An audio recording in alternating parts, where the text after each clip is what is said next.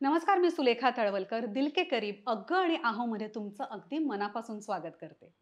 सहप्रायोजक the प्रधा studio.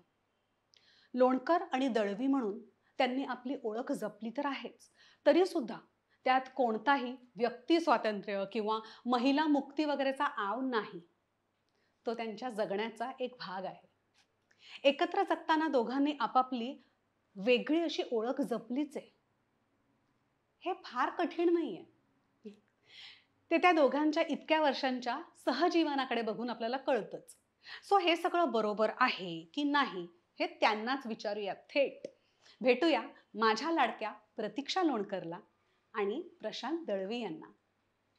नमस्कार. नमस्कार. Welcome to दिल के Yes, करीब अग्ग yes. आणि आहो. प्रतीक्षाताई, तू येऊन गेलीयस इथे हो. आणि मला आज खूप आनंद होतोय की प्रशांत दादा तू सुद्धा इथे आलेला आहेस. पण एक मिनिट त्याच्या आधी मला हा. तुला विचारायचंय, तू साडी नेसणार होतीस, इतकी सुंदर साडी नेसलीस तू, मला नाही का सांगायचं मला वाटलंच होतं. बघ ना, मी आपलं अगदी साधं म्हणजे कॅज्युअल पण तू छान दिसतेस, नाही, ते अशीच ठीक. साधी छान दिसतेस. आणि पण मला आवडली असते साडी नेसायला म्हणजे. हवी आहे साडी? एक मिनिट थांब. ही बघ. वाव. अगं काय किती सुंदर आहे ना काय रंग. सुंदर रंग आहे. सो म्हणजे ही दोन्ही रंग कसे आहेत ते, हा. बाप रे, वायब्रंट एकदम. एकदम फारच आपली सुंदर दिल आहे के ग. करीब मैत्रीण आहे हा. मोहिनी शिंदे आणि तिच्या ब्रँडचं नाव आहे Chanel. Okay. Kanchipuram soft silk आहे आणि तुझ्यासाठी खास पाठवली आहे. ओ वाव, काय सुंदर आहे ग. आता मला नाही नेसता येते हा प्रॉब्लेम काढायला ब्लाऊज वगैरे, नाही तर मी खरंच आज जाऊन नेसून आले असते. थँक्यू. फारच छान आहे, सुंदर. Yes. ही साडी तर फारच सुंदर आहे ग. म्हणजे मी नेसेन आणि तुला पाठवेनच फोटो आणि ते कळेलच म्हणजे. पण ही पण त्यांच्याकडूनच घेतलीस का तू नाही, किंवा प्रियांका सावंतचा पिंगा नावाचा ब्रँड आहे आणि तिने ही साडी आज माझ्यासाठी पाठवली आहे. हा. पैठणी आहे ऑफकोर्स. हा. आणि ब्लाऊज जो आहे तो साजेरी साडीच्या ज्या दीपाताई चेऊलकर आहेत हम्म. त्यांनी मला खास सुंदर आहे, खूप पैठणीचा सुंदर. ब्लाऊज शिवून दिलाय. दोन्ही साड्या खरंच खूप छान आहेत, मस्त. आणि तुला माहितीये मोहिनीनी शिनेलची एक भिशी सुद्धा ठेवली आहे. हा. हा, म्हणजे खूप अनयुज्युअल आणि छान कॉन्सेप्ट आहे. कधी कधी आपल्या काही मैत्रिणींना एकत्र म्हणजे महागातल्या साड्या घेता येत नसतील हम्म. तर साडी भिशी सुद्धा उपलब्ध आहे शिनेलकडे. अरे वा. आणि त्याच्याबद्दल जर का तुम्हाला काही इन्फॉर्मेशन हवी असेल तर डिस्क्रिप्शन मध्ये तिचा नंबर दिलाय, नक्की तिला फोन करा. सो लग्नाला किती वर्ष झाली? म्हणजे असं विचारायचं असतं ना की नाही? नाही हरकत नाही, काही हरकत नाही. आता ते जे आहे ते आहे ना, ते तर आपल्याला face करायचं आहे. फेस करायचं. बघ ना, आता असं म्हटल्यावर काय बोलणार बघ. नाही लग्नाला 35 वर्ष झाली वा. आहेत. वा. Yes. वाव. त्यामुळे बघू आता काय म्हणजे काय फेस केलंय ते कळेलच तुला हळूहळू याच्यामध्ये.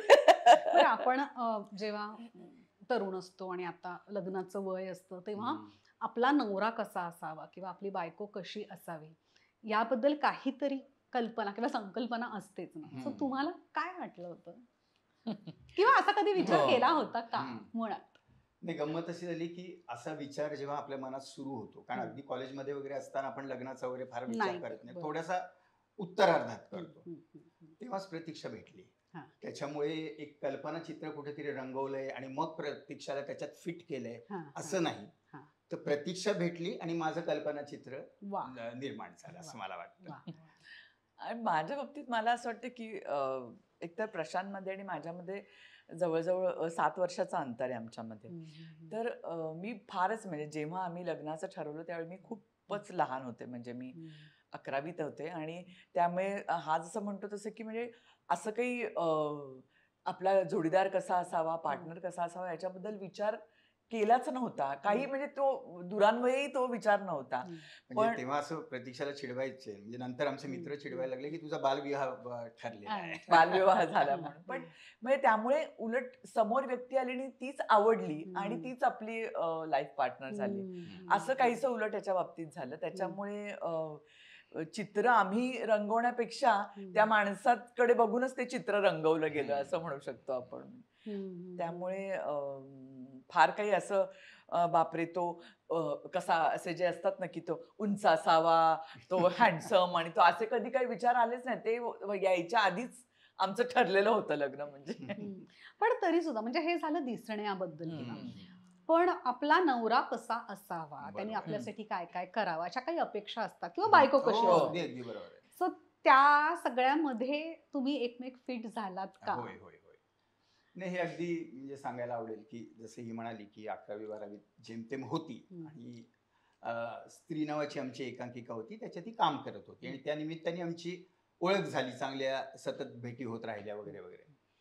आणि मला एकीकडे मित्रांचा मोठा ग्रुप हम्म. आणि तो जो ग्रुप आहे हम्म. त्याच्यातून झालेली आमची मैत्री. हम्म. त्याच्यामुळे कुठेतरी असं झालं की अरे आपल्याला ही मुलगी आवडली, याचं कारण म्हणजे ती त्या वयातही ज्या प्रकारे मॅच्युअर होती, हम्म.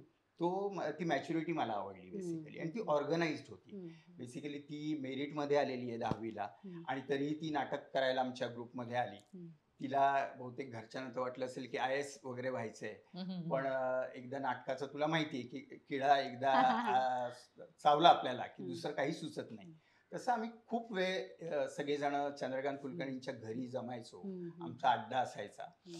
आणि तिथे सगळ्या आमच्या भेटी झाल्या आणि मैत्री निर्माण झाली असं मला हम्म. वाटतं. हम्म. त्याच्यात मी जे म्हणालो की मला असं वाटलं होतं कुठेतरी मला एक समंजस मुलगी हवी होती, हम्म. जी सगळ्यांचा विचार करणारी मुलगी हवी होती. हम्म. टिपिकल बॉय एकत्र कुटुंब पद्धतीत ती असं वगैरे नाही, हम्म. पण वेगळ्या अर्थाने ग्रुप हे एकत्र कुटुंब होतच आमचं. हम्म. तर त्याच्यात फिट होणारी हम्म. अशी मला हवी होती. मला तिची मॅच्युरिटी बेसिकली भावली आणि असं वाटलं की आपण छान बरोबर राहू शकू, हम्म. असा एक विश्वास झाला. हम्म. कारण मला असं वाटतं की मला संसार किंवा वैवाहिक जीवन हम्म. याच्यापेक्षा सहजीवन हा शब्द आवडतो बरोबर बरोबर. आणि त्या सहजीवनासाठी मला प्रतीक्षा ही खूप योग्य वाटली. अच्छा. तू काय सांगशील? मला वाटतं थोड्याफार फरकाने असंच उत्तर असेल. कारण काय आहे, आपण जे म्हणतो ना की आपल्याला एखादा माणूस आवडतो किंवा जेव्हा आपण बघतो की याचं काय आवडतं, तर त्याच्यात मला असं प्रशांतची एक क्वालिटी खूप महत्त्वाची वाटली की दुसऱ्यांना समजून घेणं. हम्म. हम्म. हा जो मुद्दा आहे म्हणजे हम्म. त्याचं ऐकणं, हम्म. त्याला काय वाटतंय ते समजून घेणं, हम्म. त्यानंतर एखादी गोष्ट त्याच्या अनेक बाजूनी त्याचा विचार करणं हम्म. आणि मग त्याचे काय म्हणतात त्याला आपण असं म्हणतो ना की हा याच्यात काय होऊ शकतं, याच्यात काय होऊ शकत नाही, याचे काय परिणाम आहेत, त्याचे दुष्परिणाम काय, हम्म. म्हणजे असं सगळ्या बाजूंनी विचार हम्म. करण्याचा त्याचा स्वभाव आहे. हम्म. आणि खूप ज्याला आपण म्हणतो ना की कन्व्हिन्सिंग कॅपॅसिटी आहे त्याच्यामध्ये, खूप अंडरस्टँडिंग आहे त्याच्यामध्ये. त्यामुळे आपल्याला मला नेहमीच वाटते की मुलींना पण हे वाटतं की बाकी सगळ्या वरवरच्या गोष्टी आपण मगाशी गमतीत म्हणालो की कसा दिसावा कसा, याच्यापेक्षाही मला असं वाटतं की आपण एकत्र जर राहायचं असेल आपल्याला तर ह्या गोष्टी खूप महत्त्वाच्या आहेत असं वाटतं. आणि त्या गोष्टीहूनच ती आपली कम्पॅटेबिलिटी येते. मला वाटतं की तुम्ही एकमेकांना समजून घेणं, एकमेकांच्या नात्यामध्ये तो मोकळेपणा असणं आणि काय म्हणतात त्याला एकमेकांबरोबर इतरांनाही समजवून घेणं, म्हणजे आपल्या बरोबर जे आहेत ते एकमेकांना, म्हणजे फक्त आपण दोघंच नाही तर आपल्या बरोबर जे जे कोणी आहेत, म्हणजे आपले मित्र असतील, आपल्या घरचे असतील, कोणी, त्या सगळ्यांना समजून घेणं, त्याला काय वाटतंय मला काय वाटतं त्याचा मध्य काढणं. तर मला वाटतं ह्या सगळ्या गोष्टी त्याच्यामध्ये मला खूप प्रामुख्याने जाणवल्या की त्याच्यात खूप समजून, त्यामुळे तुम्ही कधी चुकला असाल किंवा तुम्हाला कधीतरी एखाद्या बाबतीमध्ये काही कन्फ्युजन असेल किंवा काही योग्य की अयोग्य कळत नसेल, तर त्यावेळी त्याची जी समजून घेण्याची हातोटी आहे किंवा जी क्षमता आहे ती मला वाटतं खूप मला आवडली. आणि मॅच्युरिटी तर होतीच, म्हणजे महत्त्वाचा तो भाग आहे. कारण आमच्या दोघांपैकी मला नाही वाटत फार बालिश असं किंवा एक उथळ वरवरचा विचार करणारं दोघांपैकी कोणीच नव्हतं. त्यामुळे आम्ही दोघंही एकमेकांमध्ये ती एक मॅच्युरिटीची लेवल अपेक्षितच धरलेली होती. त्यामुळे ह्या गोष्टी मला वाटतं खूप, म्हणजे हा गुण मला वाटतं त्याचा खूप मला आवडला असं मी म्हणेन. याच्यातच थोडंसं ॲडिशन म्हणजे गंमत म्हणजे जेव्हा मी प्रतीक्षाला विचारलं की आपण एकत्र राहूया का, तेव्हा दोन गोष्टी होत्या की एक तर तू आवडलीस, हे तर सगळं झालंच, पण त्याबरोबरच म्हणजे आपलं कुटुंब तर आहेच प्रत्येकाचं, आपल्यासाठी महत्वाचं, पण त्याबरोबर आपल्या मित्रांचं कुटुंब जे आहे हम्म, तेही आपल्या बरोबर असणार आहे आणि हम्म. आपल्याला त्यांच्याबरोबर पण एक छान एक पॅरलल आपला हम्म, प्रवास असणार आहे, जो कदाचित नाट्य प्रवास असेल. हम्म. त्याच्यात पण तू छान सहभागी होशील ना. हम्म. कारण म्हणजे ते तिचेही मित्र होते की माझे वेगळे हम्म. मित्र, हम्म. तिचे वेगळे मित्र असं नव्हतं, पण तरी सुद्धा हे पण मी विचारलं होतं हम्म. आणि ती इतक्या छान प्रकारे तिने होकार दिला होता आणि तो फक्त होकार देऊनच ती थांबली नाही. हम्म. तर आम्ही लग्नानंतर जेव्हा मुंबईत आलो, म्हणजे हम्म. 90 सालानंतरची गोष्ट आहे, हम्म. तेव्हा आमच्या सगळ्या मित्रांमंडळींकडे काय आपापली प्रत्येक वेळी घरं होती असं नाही, कोण कुठे राहायचं कोण कुठे राहायचं. हम्म. आणि ही प्रतीक्षा नेमकी जेमतेम 22-23 वर्षांची असेल, हम्म. पण आमच्या छोट्या घरात सुद्धा जवळजवळ 10-12 जण मस्तपैकी मित्रमंडळी झोपलेली बरं. असायची आणि आम्हाला त्याशिवाय करमायचं नाही दोघांनाही. अच्छा. त्याच्यामुळे ही जी गंमत आहे ना, हम्म. ते कुठेतरी असं वाटलं की आमच्या दोघांचं एकत्र येण्याचं एक ते रहस्य म्हणूया, रसायन म्हणूया असं होतं. हम्म. हम्म. हम्म. आणि आता तुम्ही दोघं जण आणि तुमची लेक असे राहता ना? हो हो हो अच्छा. हो. पण मग आता म्हणजे दोघही एकत्र जेव्हा म्हणजे बरीच वर्ष झाली असतील हो, की बरोबर आहे. प्रत्येक मित्राचं स्वतःचं कुटुंब आता हो. त्यांचं असेल. प्रत्येकाचं घर पण झालंय वेगवेगळं हो, छान. प्रत्येकाचं वेगवेगळं आता आहेच तसं आणि कुटुंब. आता गंमत अशी झाली की आम्ही सगळेजण गोरेगाव मध्ये राहतो. हां. म्हणजे एक 5-10 मिनिटाच्या अंतरावर सगळे आहेत. हम्म. त्याच्यामुळे आता म्हणजे रात्री अगदी राहण्याची वेळ येत नाही, हां. क्वचित येते. हा असं होतं. तर काय प्रश्न काय म्हणत मी होतीस? विचारत होते हां. की तुम्ही दोघही जण काम करता. बरोबर आहे. ताई शूटिंगला जाते आणि मला माहिती आहे ना 15-20 तास विथ ट्रॅव्हलिंग बरोबर आहे, शूटिंग बरोबर. असतं, हम्म. तुमचं काम असतं. हम्म. तर तुम्ही एकमेकांना वेळ कसा आणि कधी देता मग? आमच्या बाबतीत सांगायचं तर सकाळचा चहाचा वेळ हम्म. हा आमचा वेळ असतो. म्हणजे हम्म. कितीही रात्री उशीर झालेला असो, हम्म. किती तुम्ही थकलेलो हम्म. असा, काही असा, पण जनरली सकाळी जो आम्ही चहा घेतो त्यावेळी आमचं सगळं एकमेकांना रिपोर्टिंग असतं. म्हणजे काल काय काय झालं, हम्म. काल काय नाही झालं, किंवा काल कसा दिवस गेला.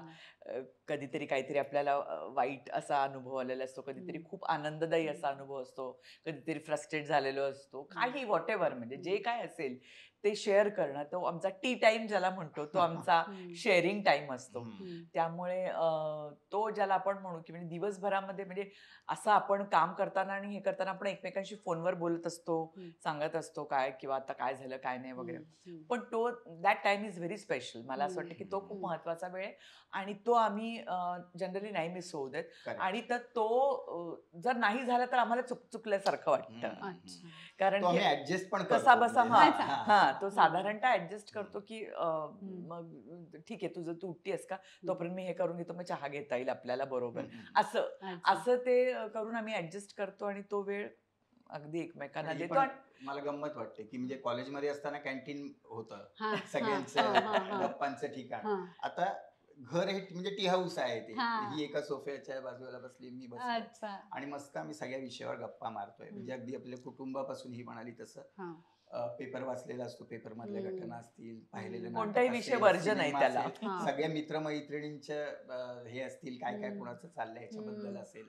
पण खूप छान बोलणं होतं ते. आणि तेच ती एनर्जी घेऊन आम्ही आपापल्या कामाला दिवसाला सुरुवात करतो. सो तुमचा हा टी टाइम तुमच्यासाठी खूप स्पेशल आहे आणि तो जर का दिल के करीबला जास्त एनहॅन्स करायचं असेल तर तुमच्यासाठी तुमच्या टी टाइम साठी एक गिफ्ट आहे. याच्यात पण गिफ्ट आहे. अरे वा. येस. सो आपली एक दिल के करीब मैत्रीण आहे अर्चना देशपांडे आणि तिच्या ब्रँडचं नाव आहे पॉटरी डेन. अरे वा, तुमच्यासाठी अरे वा, किती सुंदर, स्पेशल चहासाठी स्पेशल मग. फारच सुंदर, छान आहे ना, एकदम छान, मस्त मस्त मस्त. अरे वा, इथेच गप्पा आपण सुरू करूया. तू आमच्या घरी आलीस असं समजतो. ते राहिलंच आहे नाही का? मग खूप राहिलंय ते. आणि मला ते सारखं आठवत असतं की अरे इतके दिवस इकडे. फारच सुंदर आहेत पण मस्त. आणि तुझी आठवण त्याच्यामुळे दिल के करीबची येतच राहणार आता रोज सकाळी माझ्या दररोज. मगाशी मी जेव्हा तुमचं इंट्रोडक्शन दिलं तेव्हा मी जे म्हणाले होते मला तोच प्रश्न विचारायचा आहे की आपलं स्वतःच एक व्यक्तिमत्व आपण जपून लग्नामध्ये एकमेकांचा विचार करून कसं राहायचं असतं. नाही म्हणजे प्रश्न खूप चांगला इंटरेस्टिंग आहे, की मला असं वाटतं की प्रत्येकाचं एक म्हणजे आम्ही किती म्हणलो आपण एकमेकांसाठी आहोत वगैरे वगैरे, तरी प्रत्येकाचं एक व्यक्तिमत्व असतं. असतोच. हो. स्वभाव वैशिष्ट्य असतात आणि बघण्याचा दृष्टिकोन जगाकडे असतो. मला असं वाटतं की प्रत्येकाचं विचार विश्व आणि भावविश्व हे त्याचं व्यक्तिमत्व चा एक भाग असतो बरोबर. अपरिहार्य. आणि एकीकडे दुसऱ्याही आपली जे मैत्रीण असते म्हणूया, साथीदार असते म्हणूया, बायको असते म्हणूया, तिचं पण एक विचार विश्व आणि भावविश्व असतं. तर एकीकडे आपण स्वतःचं भावविश्व पण जपतो, पण तिच्याही भावविश्वाचा विचार करणं, तिच्याही काय म्हणतात त्याला विचार विश्वाचा विचार करणं हे मला गरजेचं वाटतं. तो जितका मी करीन तितके आम्ही एकमेकांसाठी अधिक जगतोय, अर्थपूर्ण जगतोय असं मला वाटतं. नाही, हे गरजेचंच असतं मला असं वाटतं. कारण की हे कसं आहे ना, आता आपण जसं म्हणतो ना, की स्वातंत्र्याच्या बाबतीत असेल याच्या, की स्वातंत्र्य आपण म्हणतो की म्हणजे काय निर्बंधांचा अभाव नव्हे. म्हणजे स्वातंत्र्य म्हणजे काय जबाबदारीने आलेलं स्वातंत्र्य. तसंच हे आहे, की म्हणजे तुम्हाला तुमचं व्यक्तिमत्व पण जर फुलवायचं असेल, तर तुम्हाला तुमच्या इतरांच्या व्यक्तिमत्वाचा, तुमच्या बरोबरच्या व्यक्तिमत्वाचा पण तेवढाच आदर करायला हवं, प्रेम करायला हवं. तरच तुमचं दोघांचं मिळून काहीतरी ते हे होऊ शकतं. नाहीतर ती मला वाटतं दोन वेगवेगळी बेटं होतील ना, म्हणजे की याचं एक वेगळं व्यक्तिमत्व होते, त्याचं एक वेगळं व्यक्तिमत्व घडतंय, पण त्या एकमेकांना त्यांनी पूरक असणं हे खूप गरजेचं असतं. कारण ते पूरक असल्याशिवाय दोघांचा विकास नाही होऊ शकत किंवा दोघांचं नातं नाही फुलू शकत असं मला वाटतं. त्यामुळे लग्नामध्ये ते खूप आवश्यक असतं, की म्हणजे अनेकदा आपण ह्या गोष्टी म्हणतो ना, की पॉझिटिव्हनेस खूप असतो कधी कधी, की म्हणजे मालकी हक्काची भावना असते. तर असं म्हटलं जातं अनेकदा, की अरे खूप प्रेम आहे म्हणून ते मालकी हक्क आहे. पण तो मालकी हक्क हवाय का तुम्हाला, की तुम्हाला ते एका एक्सटेंट पर्यंत त्याच्यावरती तुम्ही प्रेमाने जेवढे जवळ राहाल तेवढे योग्य आहे, की मालकी हक्काने तुम्ही जवळ राहाल तेवढे योग्य आहात. तर ह्याचा आपण नीट विचार केला पाहिजे असं मला वाटतं. कारण जितकं तुम्ही एकमेकांना समजून घेऊन एकमेकांच्या व्यक्तिमत्वाला जितके तुम्ही खतपाणी घालाल, तितकं मला असं वाटतं, की तो समोरचा माणूस पण तुम्हाला तितकंच देईल. कारण तुम्ही त्याला जितकं द्याल तितकंच तो तुम्हाला देईल. बरोबर आहे. आणि त्यामुळे तुमचं स्वतःचंही होणार डेव्हलप आणि त्याचंही होणार आहे विकास किंवा जरा ग्रो होणं आपण ज्याला म्हणतो ते होणार आहे. त्यामुळे हे शक्य असतं, किंबहुना ते तसं करायला पाहिजे. आणि आता तर मला असं वाटतं हे खूप गरजेचं झालंय. जर तुमचं सहजीवन तुम्हाला जर चांगलं हवं असेल, तर मला असं वाटतं की मी म्हणेल ते किंवा फक्त तू म्हणेल तेच असं असू नाही शकत ना. तर त्यामुळे तुम्ही तुमचं जे आहे ते जपणं गरजेचंच आहे. कारण नाही तर तो समोरचा तुम्हाला अनेकदा खूप गृहीत धरतो की याला हे चालतं, यालाही काही हरकत नाही, मी तसं नाही, तुमचंही काहीतरी आहे आणि त्या ऍट द सेम टाइम मी तुझ्याही याला काहीतरी वेळ देतोय. तर मग तो मला वाटतं चारी बाजूनी सगळ्या बाजूनी ते नातं फुलेल आणि तुम्ही पण स्वतः छान ग्रो व्हाल त्याच्यामध्ये. अलीकडे लिव्ह इन हा कॉन्सेप्ट खूप वाढलेला आहे. सो तुमचं काय म्हणणं आहे? आता लग्नाला 35 वर्ष झालेली आहेत.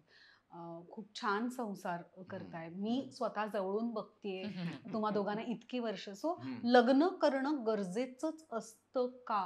की लिव्ह इन मध्ये सुद्धा वर्षोनवर्ष लोक राहतातच, तर ते बरोबर वाटतं? ह्याच्यात मला असं वाटतं की मी तर चार चौघी नाटकात हा वेगळ्या अर्थाने प्रश्नही मांडलेला आहे. आणि जेव्हा लिव्ह इनचा फार ट्रेंड नव्हता तेव्हा चार चौघीत हा प्रश्न मांडण्याचा प्रयत्न केलाय. मला असं वाटतं की लिव्ह इन मध्ये राहायचं की लग्न करायचं हे प्रत्येकाचा चॉईस असू शकतो, चॉईस असू शकतो. आणि त्याच्यात लिव्ह इन मध्ये राहण्यात काहीच चूक नाहीये माझं म्हणणं, की उलट म्हणजे फक्त मला त्याच्यात एक वाटतं की लिव्ह इन मध्ये तुम्ही काही प्रिन्सिपल म्हणून राहताय किंवा तुम्हाला लग्न संस्थेवर तुमचा विश्वास नाही म्हणून राहताय का फक्त सोय म्हणून राहताय किंवा जितके दिवस पटेल तितके दिवस ठीक आहे आणि मग आपण बाजूला होऊया. तर तसं जर असेल तर फार त्या रिलेशनशिपचा आपण तात्विक विचार करायची गरज नाही. पण जर कोणी जाणीवपूर्वक लिव्ह इन मध्ये राहत असेल, ही सगळी काय म्हणतात त्याला लग्न संस्थेबरोबर येणारी काही त्यांना बंधनं नको असतील, तर अगदी मोकळेपणाने छान त्यांना राहू दिलं पाहिजे. आणि फक्त त्या नात्यामध्ये पण एक तो रिस्पेक्ट एकमेकांबद्दलचा असला पाहिजे हम्म. असं मला वाटतं. आणि ती क्लॅरिटी तुमच्यामध्ये असली पाहिजे असं हम्म, मला हम्म, वाटतं. हम्म, म्हणजे हम्म. दोघांमध्ये राहणाऱ्यांमध्ये म्हणजे हम्म. असं फक्त बघू नुसतं जमेल तितकं बघू वगैरे असं हम्म. असण्यापेक्षाही तुम्ही एका काय म्हणतात त्याला एका विशिष्ट विचाराने आलाय एकत्र आलाय हम्म. तर मला असं वाटतं की त्याच्याशी तुम्ही ते प्रामाणिक राहून ते तुम्ही करत असाल ना तर प्रश्न नाहीये. फक्तच नुसतं आपल्याला असं वाटतंय की नाही आता हम्म. आता आहे काही दिवस हा मग काही दिवस पुढे दुसरा मग असं असण्यापेक्षा मला वाटतं लिव्ह इन मध्ये येतानाही आपल्याला बरोबर राहायचंय हे मनामध्ये असलं पाहिजे. जितके दिवस राहू तितके दिवस राहूपेक्षाही हम्म. आम्हाला राहायचंय बरोबर. कारण कोणतंही नातं मला असं वाटतं ना की त्याला वेळ दिला पाहिजे. हम्म. ते फुलायला वेळ दिला पाहिजे, ते बहरायला वेळ दिला पाहिजे. नात्यात आपण स्वभाव समजून घेतले पाहिजेत, गुणदोष समजून घेतले पाहिजेत, पर्सनॅलिटी समजून घेतल्या पाहिजेत आणि या गोष्टीला वेळ देणं गरजेचं असतं. त्यामुळे आपण असं म्हणालो की नाही आता हे 2-3 महिने नाही बाबा पटलं आता चाल तर त्याला अर्थ नाहीये. म्हणजे मला असं वाटतं की तुम्ही समजून उमजून ते स्वीकारलं पाहिजे. लिव्ह इन असेल तरी ते समजून उमजून स्वीकारलेलं असलं पाहिजे. फक्त एक हा म्हणाला तसं फक्त सोय किंवा ती एक सोपी गोष्ट आहे म्हणून न करता त्याला म्हणजे तुमचा भाऊ कर्मकांडांवर विश्वास नाहीये, तुमचं काही कारण आहे ठोस तुमची एकत्र राहण्याला, तुम्हाला गरज नाही वाटत हे लग्न करायची, काहीच म्हणजे छान, म्हणजे ते स्वागत केलं पाहिजे त्याचं. पण चूस म्हणून असेल किंवा नुसतं एक फॅड म्हणून कोणतीही असेल. जबाबदारी घ्यायची नाही म्हणून असेल. कारण शेवटी काय आहे की कमिटमेंट हा भाग येतोच. मग ते लिव्ह इन असेल किंवा लग्न संस्था असेल, तर ती तुम्ही त्या बाबतीत किती तुम्ही नात्याबद्दल गंभीर आहात हा प्रश्न आहे. का म्हणजे नात्याची प्रत्येकाला एक नातं म्हणल्यावर जबाबदारी येतेच, पण त्याचं ओझं होतंय का, त्याचं प्रेशर येतंय का, हे जसं आपण तपासून पाहतो तसा हा प्रश्न आहे असं मला वाटतं. आता लिव्ह इन मध्ये कसं लग्न न करता एकत्र हो हो हो राहतो. हो. तुमचं वेगळं झालं होतं ना. मला असं वाटतं लग्न झालं होतं आणि तुम्ही वेगळे राहत होतात ना? अरे बापरे, हो, काही दिवस. Yes, yes, yes. अगदी ते काय अगदी. आमची होतं? गंमत तीच झाली बेसिकली. आमचं, मी जसं आधी म्हणालो तसं आम्ही विचारलं खूप मी आधी, पण त्याच्यानंतर जवळजवळ 6 ते 7 वर्षांनी आम्ही लग्न केलं. त्याच्यामुळे पुन्हा अजून एकमेकांना जाणून घेणं असेल, पुन्हा एक काही गोष्टी तपासून पाहणं असेल मनातल्या मनात, हे खूप आपोआप होत गेलं, म्हणजे असं असं मला वाटतं. आणि नंतर आम्ही लग्न केलं आणि मुंबईला आलो. त्याच्यानंतर मात्र काही गंमत अशी होती की म्हणजे लग्न ऍक्च्युली व्हायच्या आधी ही आली होती दगड का माती या नाटकासाठी मुंबईत. आणि तेव्हा अनेक जणांना माहिती नव्हतं की आमचं होणार आहे लग्न किंवा काय वगैरे वगैरे. त्याच्यामुळे ती जरा कसरत होती. आम्ही जिथे राहत होतो प्रभादेवीला, तिथे 3-4 जण असे एकत्र राहत होतो. मी होतो, चंद्रकांत कुलकर्णी होते आणि अजून प्रदीप भिडेंचे बंधू होते. आणि तिकडे ही येणं शक्य नव्हतं. त्यामुळे ही आणि नंतर प्रतिमा असे मुंबईलाच वेगळ्या ठिकाणी पेईंग गेस्ट म्हणून राहत होते. हा. आणि मग जेव्हा लग्न झालं फायनली, तेव्हा आम्ही लोकांना म्हणजे तशा पण दृष्टीने लग्नानंतर सुद्धा बेसिकली हा, आपण ते- असं ते- का हा, ते yes, ते- महत्वाचं ते ना. महत्वाचं. लग्न झाल्यानंतर ऍक्च्युली मुंबईत मला असं वाटतं सगळं मिळेल अगं. काम मिळेल, पैसा मिळेल, प्रसिद्धी मिळेल, सगळं मिळेल. पण घर हा एक मोठा प्रश्न आहे मला असं वाटतं. कारण माहिती आपल्याला कसे राहतात आणि किती छोट्या छोट्या ह्याच्यात. तर त्यामुळे जेव्हा मुंबईत आम्ही आलो लग्न करून, त्यावेळी प्रशांत त्या ह्याच्यात राहत होता प्रभादेवीला पेईंग गेस्ट म्हणून. पण तिथे काही म्हणजे फॅमिलीला तिथे अलाउड नव्हतं. त्याच्यामुळे मी तिकडेच प्रभादेवीला जवळच एक रूम घेऊन मी पण तिथे पेईंग गेस्ट म्हणून राहत होते. त्यामुळे लग्न झालं तरी म्हणजे आम्ही लग्न होऊनही एकत्र राहत नव्हतो. तू म्हणालीस तसं म्हणजे लिव्ह इन मध्ये लग्न न करता एकत्र राहतो, पण इथे आमचं लग्न होऊनही आम्ही राहू शकलो नाही. पण मला असं वाटतं की आमच्या स्ट्रगलिंगच्या दिवसातली ती गोष्ट आहे. आणि जसं अनेक गोष्टींचा स्ट्रगल होता तसं मला वाटतं घरासाठीचा पण आमचा तो स्ट्रगल होता. आणि पण त्याच्यात पण एक तेव्हा मजा होती. म्हणजे मग नंतर मग संध्याकाळी सगळे आम्ही भेटायचो. शिवाजी पार्कला आमचा अड्डा होता आणि तिकडे आम्ही दोघेही भेटायचो आणि बाकी पण सगळे मित्रमैत्रिणी भेटायचे. आणि मग तिथे शेअरिंग व्हायचं, तिथे व्हायचं. पण ते हिच्यासाठी किंवा वेगळ्या अर्थाने खूप ते कसरत पण होती मानसिक, की नेमका पण स्टेबल होत नाही म्हणजे आता गंमत वाटते, पण तरी तेव्हा असं ते मनात असं वाटायचंच नाही की काय म्हणजे आपलं लग्न झालं आणि तरी आपल्याला दुसरीकडे राहावं लागतं. कारण शेवटी कसं असतं ना, ती फिलिंग असतेच ना ती तुमच्यामध्ये जेव्हा लग्न नवीन होतं आणि त्यावेळी. पण ते आता ती गंमत वाटते, अरे आपलं वेगळंच झालं नाही का सगळं, असं असं एक मनात तेव्हा आता वाटतं. पण तेव्हा मात्र आता कधी घर मिळतोय आणि कधी आपण राहतो एकत्र, अशीच ती फिलिंग होती तेव्हा. सहसा असं आपण बघतो की लग्न झाल्यानंतर बाई आपल्या म्हणजे आपली बायको आपल्या घरात येते, सून आपल्या घरात येते आणि तिच्यावर सगळ्यात जास्ती जबाबदाऱ्या पडतात नेहमी. तर तुमच्या बाबतीत सुद्धा असंच झालं का? मला असं वाटत नाही प्रश्न. तुझ्या प्रश्नातच तुला उत्तर मिळाल्यासारखं. पण काय सांगाल?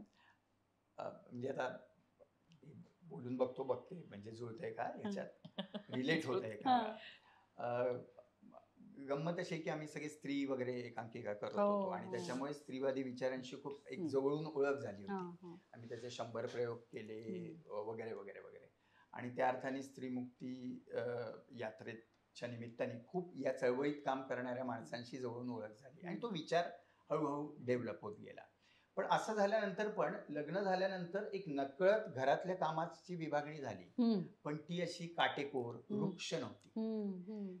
एकमेकांची कामं आम्ही अगदी इतकी सहजतेने ऍडजस्ट होत गेली की हे तुझं काम, हे माझं काम, हे मी करणार नाही, हे तू करणार नाहीस, किंवा मग हे आलं ना एकदा की म्हणजे विभाजन तर पाहिजे, सगळ्यांनी दोघांनी दोन्ही कामं केली पाहिजेत, पण त्याच्यात एक आमच्यात इतकं फ्लेक्झिबिलिटी पण होती आणि आपोआप लवचिकता होती त्याच्यात की अरे हो हे अच्छा तू काम करतेस का, ठीक आहे मी घरचं करतो, मी आता काम तुला करतोय. सध्या वेळ नाहीये का, ठीक आहे. म्हणजे हे म्हणजे काय होतं, हे आपण एकमेकांना हळूहळू जाणत आणि ओळखत जातो तेव्हाच हे होतं. म्हणजे हे काय असं लगेच आलो आणि असं झालं असं नाही, पण हळूहळू आपल्याला लक्षात यायला लागतं ना की आपली काम बोलता आणि काय असतं आपलं काम. आता आम्ही औरंगाबादहून मुंबईला आलो ना, तर म्हणजे हे नवीन शहर, इथली कामाची पद्धत, इथलं आपल्या फील्डची शेड्यूल्स, हे सगळं इतकं वेगवेगळं होतं सगळं. तर हे ऍडजस्ट करता करता आपल्याला लक्षात येतं की अरे मला सकाळी लवकर जावं लागणार आहे, हा उशिरा गेला तरी चालणार आहे, किंवा कधीतरी मी आधी येणार आहे तर मी काहीतरी करेन. म्हणजे मला वाटतं की ते हळूहळू ते आम्ही ती जबाबदारी किंवा ते तसं करत गेलो. म्हणजे असे काही त्याचे ज्याला आपण म्हणतो ना की हे हिनच केलं पाहिजे किंवा ते त्यानेच केलं पाहिजे किंवा हे माझं काम आहे, आज मी हे केलं, आज तू ते कर, असं नाही झालं. फार घरचे नातेवाईक आले तर तुझी जबाबदारी असं नाही ना कधी. कुणाचेही आई वडील असतील, कुणाचंही काय, ते आपले दोघांचेच आहेत. नाही तुला मुद्दाम सांगते, मी ऍक्च्युली लग्न झाल्यानंतरचं पहिलंच वर्ष असेल मला वाटतं, हो पहिलंच वर्ष होतं. आणि ना मला तेव्हा नवीन चित्रपट मिळाला होता, सुरवंता म्हणून, रामदास फुटाण्यांची फिल्म ती. आणि म्हणजे आता ज्याच्यासाठी आम्ही आलो होतो ती फिल्मच मला मिळत होती, टायटल रोल असलेली. आणि त्याचं शूटिंग होतं असंच मे मध्ये, आणि 13 मेला आमच्या लग्नाचा वाढदिवस असतो. आणि त्याच वेळी माझे आई बाबा, याचे आई बाबा वगैरे सगळेजण येणार होते, म्हणजे पहिला वाढदिवस लग्नाचा म्हणूनच असे. आणि त्याच वेळी तेव्हाच माझं शूटिंग लागलं त्याचं, सुरवंताचं, त्या फिल्मचं. तर गंमत अशी आहे की म्हणजे मनात मला असं 1% वाटत होतं की अरे बापरे आता नेमकं त्याच वेळी कसं वगैरे. पण त्यांनी इतकं मला हे सांगितलं की हो अगं आपण ह्याच्यासाठीच आलोय ना मुंबईला, नाही तर औरंगाबादलाच नसतो का आपण राहिलो, पण इथे आलोय आपण, याचा अर्थ याच्यासाठी आलोय, तर मग तू जायचं, आई बाबा वगैरे सगळे येतील, ते आपलेच आहेत ना, त्यांनाही माहिती आपण याच्यासाठी आलेलो आहे आणि मी पण आहे, सगळेच आहोत आपण, आपला सगळा ग्रुप आहे, सगळेच आहेत, तर तू ते जा. आणि म्हणजे कधी कधी उलट मी जे अंडरस्टँडिंग पहिला, आणि मी ते गेले शूटिंगला आणि माझे आई बाबा, याचे आई बाबा सगळे आले. आणि मी अगदी त्या दिवशी म्हणजे 13 तारखेला वगैरे, म्हणजे आमचा लग्नाचा वाढदिवस असतो त्या दिवशी मी कोल्हापूरहून शूटिंगहून आले. पण मस्त सगळेजण छान एन्जॉय करत होते, मी पण आले, मग त्या दिवशी आम्ही एन्जॉय केलं. मला असं वाटतं की आपण जे म्हणतो ना की अंडरस्टँडिंग किंवा काय, जे मी पहिल्यांदा पण तुला म्हणाले की हेच आहे. म्हणजे कधीतरी काय होतं ना की आपल्याला, म्हणजे मी बघितलं आपण फील्डमध्ये काम करताना आपल्या मनात कधीतरी अशी शंका येते की अरे बापरे आता मला जावं लागणार आहे, खरं तर मी इथे असायला हवं वगैरे असं. तर त्यावेळी ती गिल्टी फिलिंग यायच्या आधीच जर तुम्हाला कोणी समजून घेत असेल तर ती खूप मोठी गोष्ट आहे असं मला वाटतं. म्हणजे त्यामुळे तशी मला कधी गिल्ट वाटली नाही किंवा हे वाटलं नाही, कारण की त्यांनी ते सांगितलं की अरे नाही, आपल्याला हे मिळून सगळं करायचंय, कधीतरी तुला हे करावं लागणार आहे, कधीतरी मला करावं लागणार आहे, त्यामुळे मोठं काही फार नाही आहे याच्यामध्ये. म्हणजे तर थोडंसं मला वाटतं की हे समजुतीमुळे मला वाटतं शक्य असतं की फार ते आता ते आलेत हा तुझे आई वडील किंवा आता माझे आलेत हा तुला हे करायला पाहिजे वगैरे असं कधी झालंच नाही. कारण मला वेळ येतो मी तितकंच ते प्रेमाने करणार, त्याला वेळ येतो तो तितकंच प्रेमाने करणार. म्हणजे आमचं तेव्हाचं रुटीन वगैरे तर फॅन्टॅस्टिकच होतं. रात्री 1 वाजता वगैरे आम्ही म्हणजे आम्ही ठाण्याला राहत होतो हम्म. आणि आम्ही 1 वाजता वगैरे शिवाजी पार्कला वगैरे म्हणजे जनरली सगळे आपलं काम कुठे दादर आणि तिकडे बँड्रा आणि तिकडे ना, मग ते करून आम्ही घरी जायचो ते रात्री 1 वाजता वगैरे. म्हणजे सगळ्या आमच्या घरामध्ये 1 वाजता कुकरची शिट्टी वाजायची. आजूबाजूच्यांना कळत नसेल की काय भानगड आहे. पण ती मजा होती आणि ते हा म्हणजे तुमच्यात हे असेल ना ते नात्यामध्ये तुमच्या ती जर मॅच्युरिटी असेल आणि ते समज असेल तर मला वाटतं बाकी सगळ्या गोष्टी सोप्या होतात. मगाशी आपण जे म्हणत होतो की तुम्ही लग्न होऊन सुद्धा वेगळे राहत होता, तो फायनली कधी एकत्र राहायला सुरुवात केली आणि कुठे? 91 पासून साधारण हो, 91 पासून आम्ही ठाण्याला वसंत विहारला राहत होतो. आणि तिकडे आम्ही म्हणजे मला वाटतं 2 वर्ष 2 वर्ष राहिलो. नाही पण ते घडून म्हणजे जमून कसं आलं की आता आपण एकत्र राहायला सुरुवात करायची? नाही ती माझ्या वडिलांना जागा पण मिळाली. घरच म्हणजे ठाण्यात घर घेतलं ना तिकडे आणि मग कारण आपलं घर असल्यावर मग आपण राहू शकतो. नाही ते तेव्हा काय होतं की तिथे म्हणजे प्रभादेवी आणि दादर वगैरे भागामध्ये पेइंग गेस्ट म्हणून राहत होतो ना, पण जेव्हा घरच मिळालं स्वतःच त्यावेळी मग आम्ही ठाण्यात एकत्र राहायला. आणि मग मित्रमंडळी इथे ठाण्यामध्ये बरोबर जवळपास आता जसे गोरेगाव मध्ये तसे बऱ्यापैकी सगळेजण ठाणे परिसरात. म्हणजे आता माझ्या बहिणीचं पण तेव्हाच लग्न झालं होतं त्यामुळे ते पण ठाण्यात मग राहत होते. हे आम्ही कारण शेवटी आम्ही एकत्र हा तर आमचा प्राणच होता म्हणजे त्याच्यामुळे आसपासच आम्ही राहत होतो सगळे. आणि मग जसं म्हटलं तेव्हा की अनेकांची जेव्हा लग्न झाली नव्हती ती मग आमच्याकडे पण राहायला येत होती, ते होतच म्हणजे तसं. आणि ती मजा सगळी ती मजा. तेच म्हणजे आमच्या सगळ्या कौटुंबिक प्रवासात जिगीषाचं कुटुंब आणि हे वेगळं करता येणार नाही आणि त्याच्यामुळे त्या नात्याला अजून वेगवेगळी परिमाणं पण येतात. एकमेकांना आम्ही सांगू शकतो, एकमेकांना आम्ही शेअर करू शकतो गोष्टी, एकमेकांच्या बाबतीत आम्ही अनेकदा अँसरेबल असतो. हे सगळं. हे अंदाजे किती साली आलात तुम्ही ठाण्यामध्ये? ठाण्यामध्ये 91 साली. 91 साली. आणि मग गोरेगावात जे आता नाही अगं त्याच्यानंतर आम्ही 1-2 वर्षांनी इमिजिएटली बँड्राला आलो. आम्ही म्हणजे तिथून म्हणजे ठाण्याहून ये जा जेव्हा ते खूपच हे व्हायला लागलं ना आपल्या याच्यासाठी. म्हणजे आपलं सगळं काम सबब्समध्ये आम्ही चारचौघी करत होते ना त्यावेळी वंदनाने मला सांगितलं की तिच्या बहिणीचं बँड्राला फ्लॅट आहे आणि तो रिकामा आहे, तर तुला पाहिजे तर म्हणजे आपण तो रेंटवरती तू घेऊ शकतेस. मग आम्ही तिकडे आलो. म्हणजे त्याच्या आधी एकदा आमचं असं बोलणं झालं, प्रशांत पण म्हणाला की हे आता आपल्याला जरा काय बँड्राचे भाव वगैरे खूप होते तेव्हा म्हणजे रेंटचे सुद्धा. पण लक्षात आलं की इथनं ये जा आणि हे सगळं करण्यामध्ये एवढ्या पैसा जातो हे करतो त्यापेक्षा तिथे राहून आपण जरा शांतपणे काम करू शकू ना. मग आम्ही बँड्राला आलो राहायला. आणि त्यानंतर आता मरोळला गेलो. मग मरोळला आम्ही भरपूर जोगेश्वरी असं करत आम्ही जोगेश्वरीला आम्ही मग घेतला एक मधला काय ज्याला म्हणतो आपण 1-1.5-2 वर्ष म्हणजे गोरेगावचं होईपर्यंत आम्ही जोगेश्वरीचं एक घर घेतलं होतं. पण मग फायनली गोरेगाव ते याच्यात होतं काय म्हणतात त्याला कन्स्ट्रक्शन मध्ये होतं गोरेगावचं घर. आणि मग आम्ही गोरेगावला शिफ्ट झालो. तर तुम्हाला कदाचित माहित नसेल पण गेली 3 वर्ष आम्ही जवळपास नेबर्स आहोत. म्हणजे गोरेगावला आम्ही अगदी एका बिल्डिंग मध्ये एकत्र राहिलोय. पण म्हणजे मी राहिले पण त्यांच्या घरी जाण्याचा योग अजूनपर्यंत आला नाही. पण तरी सुद्धा तुमच्या घरासाठी एक गिफ्ट आहे. Uluk the owl foundation. किती सुंदर एनजीओ आहे प्रीती शहा यांचा. छान आहे ना? खूपच सुंदर. आणि तुला खरं सांगू आम्हाला पण खूप घर अगदी छान सजवायला खूप आवडतं दोघांनाही मनापासून. त्यामुळे काही छोट्यातली छोटी नवीन गोष्ट आली ना तरी आम्हाला ती आता ही कुठे लावूया किंवा कुठे असं ते मनात येतं. त्यामुळे फार सुंदर आहे. यातले कलर्स किती ब्राईट आहेत एकदम मस्त मस्त खूपच छान आहे. आणि प्रीतिशांचं जे उलुक द आउल फाउंडेशन आहे त्याचा USP असा आहे की कुठलंही त्यांचं एक प्रॉडक्ट दुसऱ्यासारखं दिसत नाही. कारण बेसिकली हे सगळं फॅक्टरी एक्सेस फॅब्रिक पासून बनतं. ओके. म्हणजे तो युनिकनेस आहे हो. त्यांचा हम्म. तो. राईट राईट, फारच सुंदर आहे, मस्त. हो. Yes. छान. सो इथे आता जिथे हम्म. राहता हम्म.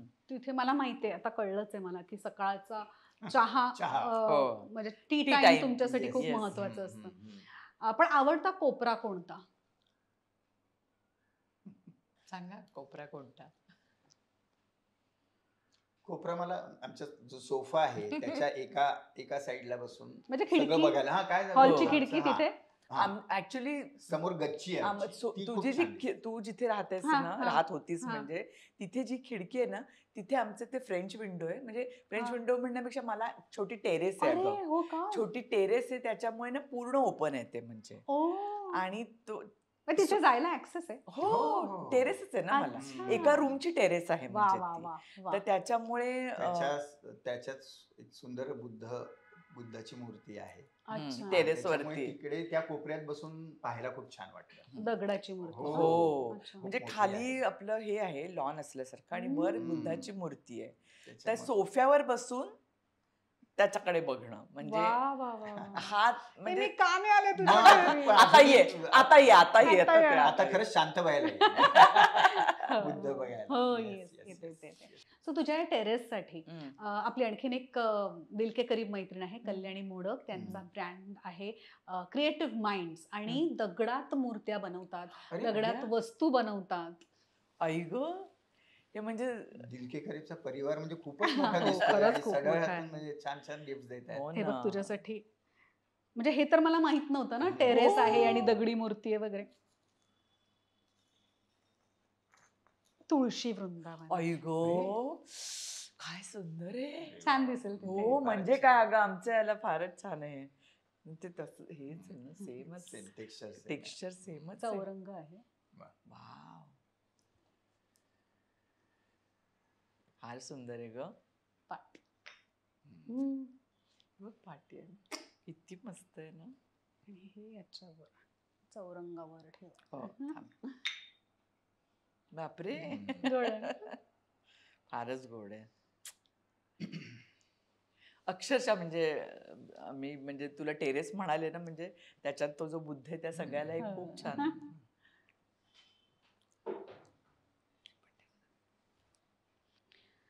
लग्न जेव्हा झालं हम्म. तेव्हा आई वडिलांची परमिशन किती महत्वाची होती? असतेच, मला वाटतं ती हम्म, असतेच. या हम्म. अर्थाने मला वाटतं आमच्या बाबतीत अजून मी सांगते, एकतर आमच्या आई वडिलांनी म्हणजे माझ्या पण आई वडिलांनी मुंबईला जाण्यासाठी परमिशन दिली होती. ह्याच्यासाठी म्हणजे मी एक मेरिटमध्ये आलेली असून मुंबईला जाऊन तू करिअर करावंस किंवा करू शकतेस असं जे आहे, मग याला जी परमिशन दिली होती, म्हणजे एवढा विश्वास जर त्यांनी आपल्यावरती दाखवलेला असेल किंवा एवढं त्यांना जर आपल्याबद्दल वाटत असेल, तर मला वाटतं आपल्यालाही त्यांची परमिशन मिळवणं किंवा लग्नासाठी किंवा त्यांची परमिशन विना काही करायचं हे आम्हालाही नसतं आवडलं. कारण शेवटी त्यांचा विश्वास आपल्यावर असेल तर आपणही त्यांचा तेवढा आदर करणं गरजेचं असतं ना. हे काही दोन्ही बाजूनी नातं शेवटी महत्वाचं असतं ना. तसं त्यामुळे त्यांच्या परमिशन शिवाय काही करण्याचा तो प्रश्नच नव्हता. आणि ह्याच्याकडे तर म्हणजे ह्याच्याबद्दल तर तो स्वतः सांगेल म्हणजे ह्याच्याकडे कसं होतं.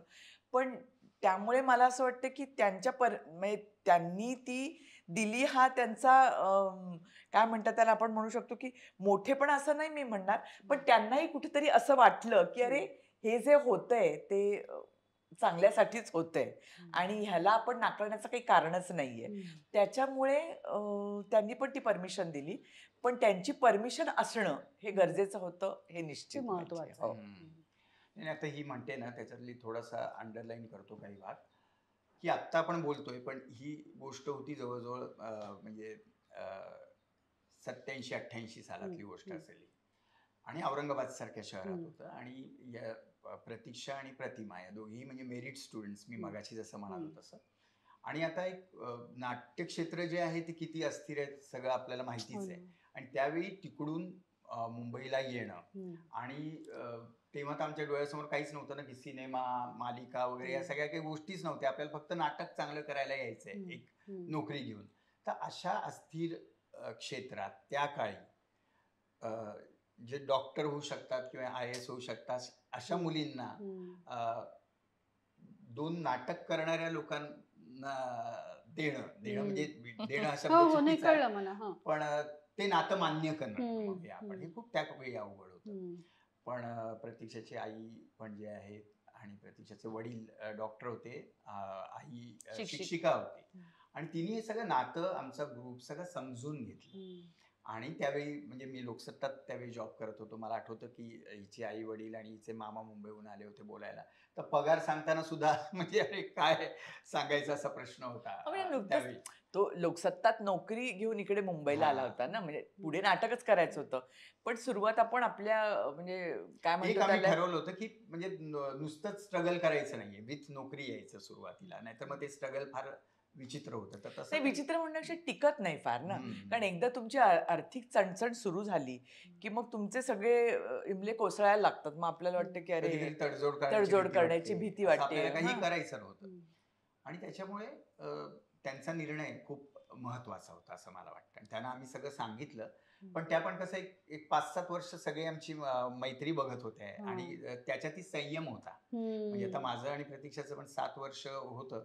पण त्याच्यात पण एक जबाबदारीने आम्ही ते नातं टिकवलं होतं. म्हणजे त्याच्यात कुठेही असं काय म्हणतात त्याला इमॅच्युरिटी कुठे बरोबर नव्हती. बरोबर. त्याच्यामुळे नाही, त्यांचा आम्ही ते निर्णय फार ऍक्च्युली कोणाला तितकंसं कळूही दिलं नव्हतं.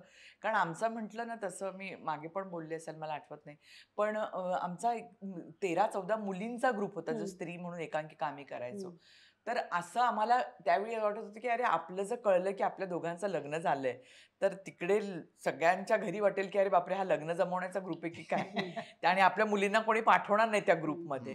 त्यामुळे आम्ही ते नातं बऱ्यापैकी कोणाला कळू न देता ठेवलं होतं. त्यामुळे तो संयम त्याच्यामध्ये होता. ग्रुपमध्ये तसं मी वयाने मोठा होतो, सगळ्यात सिनियर होतो. त्याच्यामुळे माझ्यावरती जास्त जबाबदारी होती की अरे असं होऊ नये, असं मेसेज जाऊ नये. पालकांनी सगळ्या विश्वासाने पाठवलेलं असतं ना नाटकासाठी, तर त्यावेळी ती जबाबदारी असते ना. त्यामुळे आम्ही अगदी क्वचित भेटायचो त्या 7 वर्षात. पण आम्ही म्हणजे भेटायचो जरूर. पण ते काही असं आजची जशी प्रेम प्रकरण असतात तसं सर्रास भेटायचो नाही. त्याच्यात पण एक मर्यादा होती असं मला वाटतं. आणि माझ्या घरचं जर म्हणशील तर माझ्या घरी अत्यंत उदारमतवादी वातावरण होतं. माझ्या घरी काही विरोध वगैरे होण्याचा प्रश्नच नव्हता म्हणजे तसा.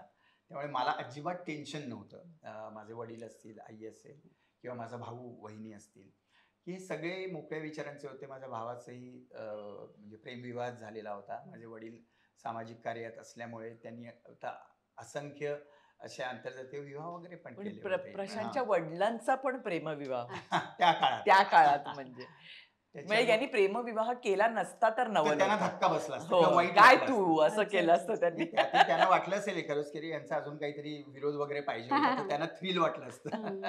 त्यामुळे अगदीच वातावरण मोकळं आणि मोकळं फ्रेंडली होतं. वातावरण होतं. आमच्या घरीच अनेक जणांची लग्न जमली आहेत. त्याच्यामुळे असा काही त्यांना शॉक नव्हता. उलट अत्यंत आनंद होता. आणि ही पण माहितीच होती, प्रतीक्षाला बघतच होते ते. नाही, त्यामुळे घरची परमिशन ह्याच्यासाठी प्रश्नच नव्हता. सांग फक्त कधी करतोयस आणि लग्न कर, अशीच त्याच्याकडे स्थिती होती. पण आमच्या घरून पण ती गरज होती आणि तशी त्यांनी परमिशन ती दिली निश्चित. प्रशांत दादा, तुमच्यासाठी एक प्रश्न आहे की प्रतीक्षाताई पडद्यावर दिसते, तुम्ही पडद्या मागे काम करता, बरोबर. तर तुम्ही काही टिप्स देता का नाही तिला की ही साडी छान दिसते किंवा ह्या प्रकारच्या साड्या छान दिसतात किंवा तुझा हा या प्रकारचा मेकअप चांगला वाटतो किंवा असं काहीही, किंवा हेअरस्टाईल म्हणा? हो, मला या सगळ्या गोष्टींमध्ये म्हणजे शॉपिंग पासून ते या सगळ्या गोष्टींमध्ये मला इंटरेस्ट आहे. खूप इंटरेस्ट आहे अच्छा. त्याला, खूप एकदम. आणि त्याला कधीही कंटाळा येत नाही. म्हणजे आपण असं त्याच्यामुळे म्हणालो की मला इथे जायचंय, हे घ्यायचंय वगैरे, येतोस का, तू कधीही नाही म्हणत नाही. कधीच नाही. त्याच्यामुळे तो काही प्रश्न नाहीये. आणि अप्रिशिएट आपोआपच केलं जातं. अनेकदाही पण विचारते की हे बरं वाटतंय का, ते बरं वाटतंय का. भूमिकांबद्दल म्हणशील तर असं अनेकदा काही विशिष्ट प्रोजेक्ट्स असे असतात की ज्याच्याबद्दल आम्ही चर्चा करतो की तिला शंका आहे की असा असा रोल आलेला आहे, पण मला हे वाटतंय मग आधीचं रिपीट होत आहे का, मग निगेटिव्ह असण्याचा प्रॉब्लेम नाही, पण ते निगेटिव्ह मध्ये पण काही शेड आहे का नाही वगैरे वगैरे, असं आम्ही छान खुलेपणाने बोलतो. आणि मात्र आणि कधी कधी मग असं होतं की उलट एखादी भूमिका झाल्यानंतर पडद्यावर तुझे म्हणाल, मग त्याच्याबद्दल पण बोलतो आम्ही. आणि ते दोन्ही डिस्कशन्स इंटरेस्टिंग असतात. हम्म. बाकी काय तिचे नाही, पण- निर्णय ती घेते, त्याला ती नाही, पण समर्थ हे आहे. बेसिकली ह्याच्याबद्दल तो अगदी तू म्हणतेस ना जे विचारलंस त्याच्याबद्दल तो अगदी विचार करतो डेफिनेटली, की म्हणजे आपण समजा कोणता तरी नवीन रोल असेल तर डेफिनेटली तो मग आता तू वेगळ्या गेटअपचा विचार अच्छा कर अच्छा अच्छा. किंवा काही केलंयस का, किंवा मी केलेलं असेल तर मग त्याच्यात काहीतरी ऍड कर किंवा काहीतरी असं. त्याच्यामुळे त्याला ते आपण ज्याला म्हणतो ना की त्याला ते आवडतं, म्हणजे सगळं की कसं दिसतंय किंवा काय करायला पाहिजेस किंवा काय तू अवॉइड करू शकतेस असं तो सगळं डेफिनेटली त्याच्याबद्दल सांगतो. आणि आपल्या कॉस्ट्युम बद्दल असेल, कधी केसांच्या स्टाईल बद्दल असेल, कधीतरी मेकअप बद्दल असेल, की असं पण असतं कधी कधी ना की नाही इथे काही एवढ्या गरज नाही, उलट इथे तू जास्ती कर, इथे नको करूस, किंवा इथे जरा तू जास्ती साधी आली होतीस किंवा इथे तू जरा नीट तयार झालीस तरी चालेल. अगदी अगदी तो सांगतो. आणि किती गोड हे पण. प्रतीक्षाला सांगावं लागतं, कारण तिचा म्हणजे काय म्हणतात त्याला, मूळ स्वभाव माझा असा आहे. म्हणजे तिला साधं राहायला बेसिकली आवडतं. तिला हा. सतत वाटतं की आपण जास्त नाही ना तयार झालेलो. म्हणजे ते एक कॉम्प्लेक्स आहे आणि तो आता माझ्या मुलीमध्ये पण आलेला आहे. हा, आणि ते त्यामुळे तिला अरे घाल आता जरा काहीतरी हरकत बरं, नाही. असं पण तो म्हणतो कधी कधी, तर काही बरं घातलंस तर चालेल. आमच्या घरी आलीस तू, आता आली नाहीस म्हणून, नाही तर म्हणजे कोणाला वाटणारी नाही की म्हणजे इतकी साधी राहते ती चांगल्या अर्थाने. म्हणजे आमच्याकडे जे हाऊस हेल्प असतात ना काम करणारे वगैरे, तर त्यांचं सगळ्यांचं असं, मी कधी साडी बिडी नेसून गेले की ते म्हणतात, अरे मॅडम आप कितनी अच्छी लग रहे हो. म्हणजे थोडक्यात मी घरात इतकी वाईट दिसत असते. कारण की मला असं वाटतं की जितकं म्हणून घरात अगदी काय म्हणतात त्याला, घरातल्यासारखंच राहावं. हा असं, त्याच्यामुळे मी तशी असते. त्यामुळे त्याचं लक्ष असतं त्या गोष्टीकडे की आता तू असं घाल आता तू अच्छा. असं. आता ना म्हणजे फक्त वरवरच्या दिसण्याकडे नाही, पण स्किन केअर, हेअर केअर, आपण म्हणजे बॉडी ऑइल्स वगैरे कुठले वापरायचे वगैरे ह्याच्यावरती सुद्धा तुम्ही लक्ष ठेवा. अरे बापरे. कारण तसं एक गिफ्ट देणार आहे तुम्हाला. निसर्ग हर्ब्स ब्रँडचं नाव आहे आणि आरती सोमण, डॉक्टर आरती सोमण साताऱ्याच्या आहेत. अतिशय दिलके करीब आपली मैत्रीण आहे आणि 100% हर्बल प्रॉडक्ट्स आहेत हे. तुम्ही दोघंही जण वापरू शकाल इनफॅक्ट. वा वा वा, हे तर फारच चांगली गोष्ट म्हणजे. सो ही जी त्यांची नीम त्रिफळा टूथपेस्ट आहे, अरे वा, खूप छान आहे. हर्बल सोप आहे. वा, चंगळ आहे इथे, म्हणजे चंगळ आहे. फेस ऑइल आहे. हे सुद्धा दोघंही जण वापरू हो, शकाल. हे म्हणजे पहिलं गिफ्ट असं आहे की दोघे वापरू शकतो. फारच इंटरेस्टिंग दिसतंय. हो ना. आणि हे स्पेसिफिकली आपल्यासाठी आहे. 15-15, 20-20 तास आपण काम करतो. सो पेप्सो फोर्ट नावाचं natural syrup for relief from acidity, bloating and gastric issues. वा वा वा वा वा. आणि ह्यांच्या अगरबत्त्या सुद्धा खूप सुंदर असतात. फ्रेग्रन्सेस छान आहेत आणि 50 ते 60 मिनिटं या टिकतात. म्हणजे अदरवाईज साध्या ज्या आपल्या अगरबत्त्या असतात त्या एवढ्या टिकत नाही. यांची औषधं सुद्धा आहेत. सो मी आरतीचा नंबर देते, त्यांना नक्की फोन करा. आणि काही म्हणजे आता मला स्वतःला असं कंटिन्युअसली मी कधी डे नाईट वगैरे करते, मग एखाद दिवशी जर का सुट्टी मिळेल तर ती डे नाईट करून सुद्धा ना आपण थकलेलो असतो पण झोप लागत नाही. मग त्यांची निशा नावाची गोळी घेऊन मी झोपते आणि आपण जेव्हा उठतो ना तेव्हा झोप कंप्लीट झालेली असते. मल्टीविटॅमिन्स काही आहे, महत्वाची गोष्ट आहे. हो ना, छान आहेत सगळी औषधं, छान आहेत त्यांची. बा, खरंच त्यांना फोन करायला पाहिजे. मी देते नंबर दे. आणि त्यांच्या प्रॉडक्ट्स बद्दल किंवा त्यांच्या प्लांटेशन बद्दल, त्यांच्याबद्दल, निसर्ग हर्ब्स बद्दल आणखी माहिती हवी असेल तर अलीकडेच आपण त्यांचा एक एपिसोड केलाय. अच्छा, हो. आपलं एक सेगमेंट आहे उद्यमशील, त्याच्यात पण म्हणजे माहिती मिळेल त्याच्याबद्दल. बरोबर, नक्की बघू आम्ही. हो, आवडेल. सो दादा तुला सांगतात कसं राहायचं किंवा कसं दिसायचं किंवा रोल बद्दल सुद्धा, तू त्यांच्या कामामध्ये कधी त्यांना सांगतेस का तुझे सजेशन्स? सजेशन असं नाही, पण मला असं वाटतं काही विषय समजा त्याच्या डोक्यात आला तर डेफिनेटली तो सांगतो ते की असं असं मला जरा वाटतंय. हम्म. किंवा काही त्यांनी लिहिलेलं असेल तर तो ते वाचून दाखवतो. हम्म. त्याच्यामुळे मग त्याला आपण म्हणजे काय म्हणू, की आपण काही डायरेक्ट सल्ला देतो असं नाही. हम्म. पण कधी कधी असं असतं ना, की अरे असंही असू शकतं वगैरे, आपण असं जसं बोलतो ना, तसं त्या मला वाटतं तो खरं तर ते वाचून दाखवतो किंवा सांगतो हे त्याचं नकळतपणे त्या निमित्ताने तोही त्याचं रिथिंकिंग करत असतो आणि बघत असतो की अरे कसं ते अपील होतंय किंवा याच्यात काय नेमकं राहिलंय. त्यामुळे ती त्याची प्रोसेस आहे. पण निश्चितपणे तो ते ऐकून दाखवतो, म्हणजे वाचून दाखवतो, ऐकवतो. आणि आम्हाला पण तो फार आनंद होतो, नवीन त्यांनी काही हे केलेलं असेल, लिहिलेलं असेल किंवा काय. आणि फक्त मलाच असं नाही, तो सगळ्यांना म्हणजे त्या चंदूला, आम्हाला सगळ्यांना वाचून दाखवतो. पण निश्चितपणे त्याने एखादा सीन लिहिला आणि त्याला वाटलं की तो लगेच तो वाचून पण दाखवतो. आणि असं काही त्याच्यात छोटंसं वाटलं तर आपण निश्चितपणे मी पण त्याला सांगते, तो काहीच प्रश्न नाहीये. पण हे मला असं वाटतं की थोडंसं त्याच्या प्रोसेसचं आहे ते. म्हणजे मला असं वाटतं की त्याला ते केल्यामुळे त्यालाच त्याच्यातून इनपुट्स मिळतात अनेकदा, म्हणजे त्याचे स्वतःचे स्वतःला. आणि आपल्यालाही मला वाटतं की एक नवीन विषयाबद्दल आपल्याला डोक्यात एक थोडासा आपलाही विचार सुरू होतो आणि मग आपणही त्या अँगलनी जरासा विचार करायला लागतो. मग पुढच्या वेळी लिहिताना आपल्याला अरे मागे तू तसं म्हणाल होतंस किंवा ते जास्ती चांगलं होतं, हे जरा थोडंसं असं आहे. मग आपलं पण त्याच्यात थोडे इनपुट्स देणं सुरू होतं. म्हणजे त्यामुळे असं होतंच. म्हणजे आपण एकत्र असलो की मला वाटतं अशा गोष्टी होतच असतात की एकमेकांचे सल्ले आणि एकमेकांना सजेस्ट करणं आणि ते समोरचा माणूस पण तो जर ते ऐकायला आणि करायला उत्सुक असेल तर ती चांगलीच गोष्ट असते. म्हणजे एकूण कसं आहे की त्याची जी लिखाणाची प्रोसेस आहे ती अत्यंत, म्हणशील तर तसं खूप लिखाण हे वैयक्तिक आणि खूप काय म्हणतो त्याला पर्सनल अशी ती स्पेस असते. पण तरी सुद्धा मला असं वाटतं की तो ज्या पद्धतीने वाचून दाखवतो आणि ज्या पद्धतीने विचारत असतो, तर ती एक प्रक्रियामध्ये आम्ही डायरेक्ट इनडायरेक्टली सहभागी असतोच त्याच्यात असं. सो नाटकाची जी एक प्रक्रिया आहे हां. त्यावर विजय तापस सरांनी एक पुस्तक लिहिलंय. सो तुझ्याकडून त्यांना भेटते. रोहन प्रकाशन आपल्याबरोबर निगडीत आहेत अनेक वर्ष. आपल्या दिल के करीब आहेत. आणि त्यांनी विजय सरांचं विस्मृतीत गेलेल्या नाटकांची पुनर्भेट म्हणून आहे. ओके. वा, कमाल. सॉरी, मीच बघितलं नव्हतं, मी आता बघते. हे तुझ्याकडून दादांना दे. अरे वा, फारच छान, मस्त. अरे क्या बात आहे. आणि हे म्हणजे मी खरं म्हणजे शोधात होतो या पुस्तकाचं. खरंच? हा, म्हणजे मला घ्यायचंच होतं हे आणि तुमच्याकडून मिळालं. धन्यवाद. ते काय दिल के करीब असल्यामुळे त्यांना सगळं आपलं मनातलं सगळं माहिती असतं.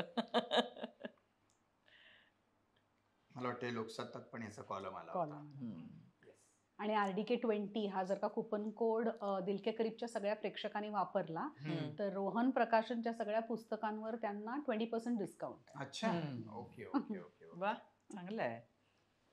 बरं, लग्नाला इतकी वर्ष झाली आहेत, सो काही प्रश्न आहेत तुम्हा दोघांसाठी. दोघांनी उत्तर द्यायचं आणि उत्तरं वेगळी वेगळी असतील किंवा सारखी असतील, पण सगळ्या प्रश्नांची उत्तरं द्यायची. अच्छा, बरं. म्हणजे पास नाही करायचे प्रश्न. एकमेकांचा मूड फ्रेश करण्यासाठी तुम्ही काय करता एकमेकांसाठी? मला वाटतं याच्या सगळ्या मित्रांना आमच्या ग्रुपला बोलवलं की त्याचा मूड फ्रेश होतो. आणि दादा? मला वाटतं तुझंही काही फार वेगळं नसावं. एकत्र येऊन मज्जा करणे की मूड चांगला होतो. दोघांचाही घरी जेवायला बोलवणे सगळ्यांना किंवा आपण कोणाकडे तरी जाणे आणि गप्पांची मैफिल चालू राहणे, हे सगळ्यात आमच्यासाठी आनंदाची गोष्ट आहे. म्हणजे मूड त्यांनी चांगला होतो बेसिकली. कसंही तुम्ही किती लो फील करत असाल किंवा काहीतरी तुम्हाला त्यांनी छान वाटतं एकदम. बरं, ताईला खूप भूक लागली हे कसं कळतं तुम्हाला? नाही, प्रतीक्षाची व्यवस्थित चिडचिड होते, कारण तिला आणि मला खरं म्हणजे आमच्यातला कॉमन धागा असा आहे की खूप खायला आवडतं. तिला बनवायलाही खूप आवडतं. प्रतीक्षा ही उत्तम कुक आहे आणि व्हेज नॉन व्हेज सगळं उत्तम ती बनवते. त्याच्यामुळे प्रश्न काय होता परत? भूक लागलीये तिला हे हा. तुम्हाला कसं कळतं? मग तिची चिडचिड चिडचिड होते होते. चिडचिड होते बरं, आणि त्याची, किंवा ती तिच्या- म्हणते आता तिचं थोडं डाएटचाही प्लॅन चालू हा, आहे. हा, अरे हा. माझी वेळ झाली असं ती घरात पूर्ण वातावरण तयार करते, म्हणजे असं. आणि जेव्हा डाएट नसतं तेव्हा हा. पानात काय पडल्यावर ती जाम खुश होते? ती का हा. तिला म्हणजे खरं म्हणशील तर सगळंच आवडतं, म्हणजे त्यातल्या त्यात तिला व्हेज असलं तरी खूप आवडतं आणि नॉनव्हेज मध्ये तिला फिश आवडतं. अच्छा. म्हणजे फिश असेल तर ती खुश. खुश होईल. Yes. आणि दादाचं काय? नॉनव्हेज हम्म. काय म्हणजे असं मी तर त्याला नेहमी चिडवते, त्याला फळबिळ अजिबात आवडत नाही.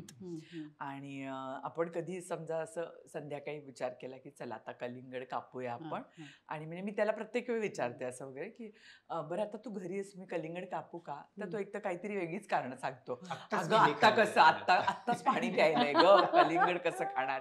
की अगं नाही मी आत्ता ताक प्यायलंय, म्हणजे काहीही फॉर दॅट मॅटर, म्हणजे आपल्या मनात ज्याच्याबद्दल शंकाही येणार नाही असं काहीही कारण सांगतो तो. म्हणजे आता मी पांढरा शर्ट घातलाय त्याच्यावर डाग पडेल इथपासून तर ते पाणी प्यायले काहीही तो सांगतो. अगदी खरं 100%. आणि तेच त्याला म्हटलं की बरं तुकडी तळलीये फिशची तर लगेच सरसावून बसून जेवायला तयार.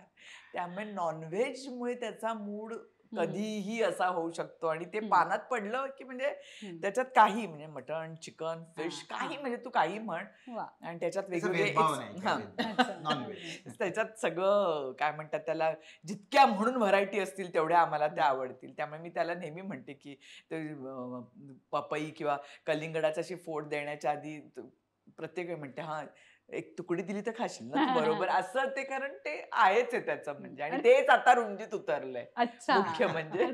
इतकं की तिला पण इतकं नॉनव्हेज आवडतं रुंजीला पण, बापरे. आणि त्याला भूक लागली हे कसं कळतं? ऍक्च्युली कसं आहे ना की तो स्वतः फार खूप भूक लागे पण वाटच बघत कळलं ना.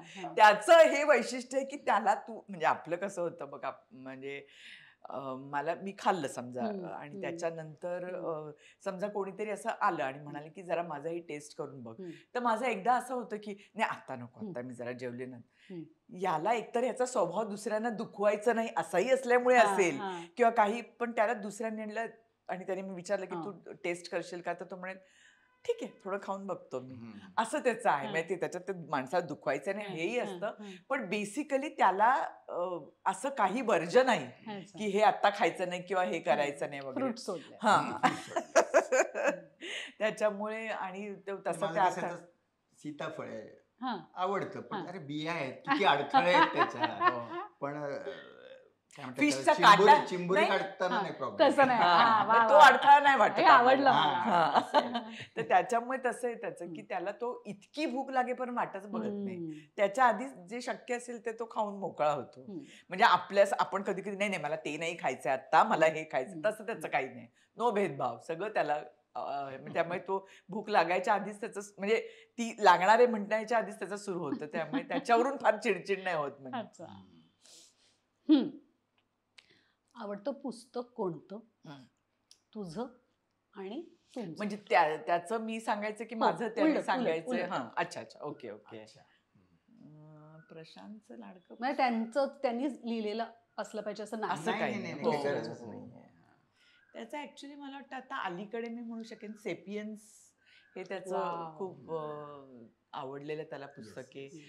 अलीकडे त्याची काही त्यांनी नुकतीच परत एकदा मला वाटतं यांची पण आरती प्रभूंची पण काही सगळी पुस्तकं त्यांनी वाचली. ती त्याची खूप म्हणजे ती त्याला खूप त्यांनी म्हणजे रिव्हिजिट पण केली त्यांनी ती, आणि त्याला ती परत अजून कधी कधी आपल्याला अधिक जास्ती समजतात ना, किंवा आपण अधिक त्याचे वेगळ्या पद्धतीने त्या बघायला लागतो त्याच्याकडे, किंवा त्यांचं एक स्थान महत्वाचं आहे हे लक्षात येतं, किंवा ती क्लासिक कशी आहेत.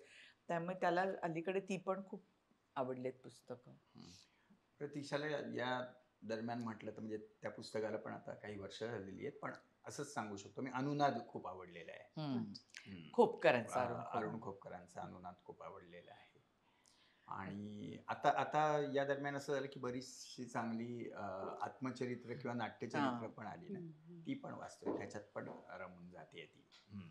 आणि अजून एक म्हणशील तर तसं भुरा मला खूप आता अलीकडे आवडलेलं.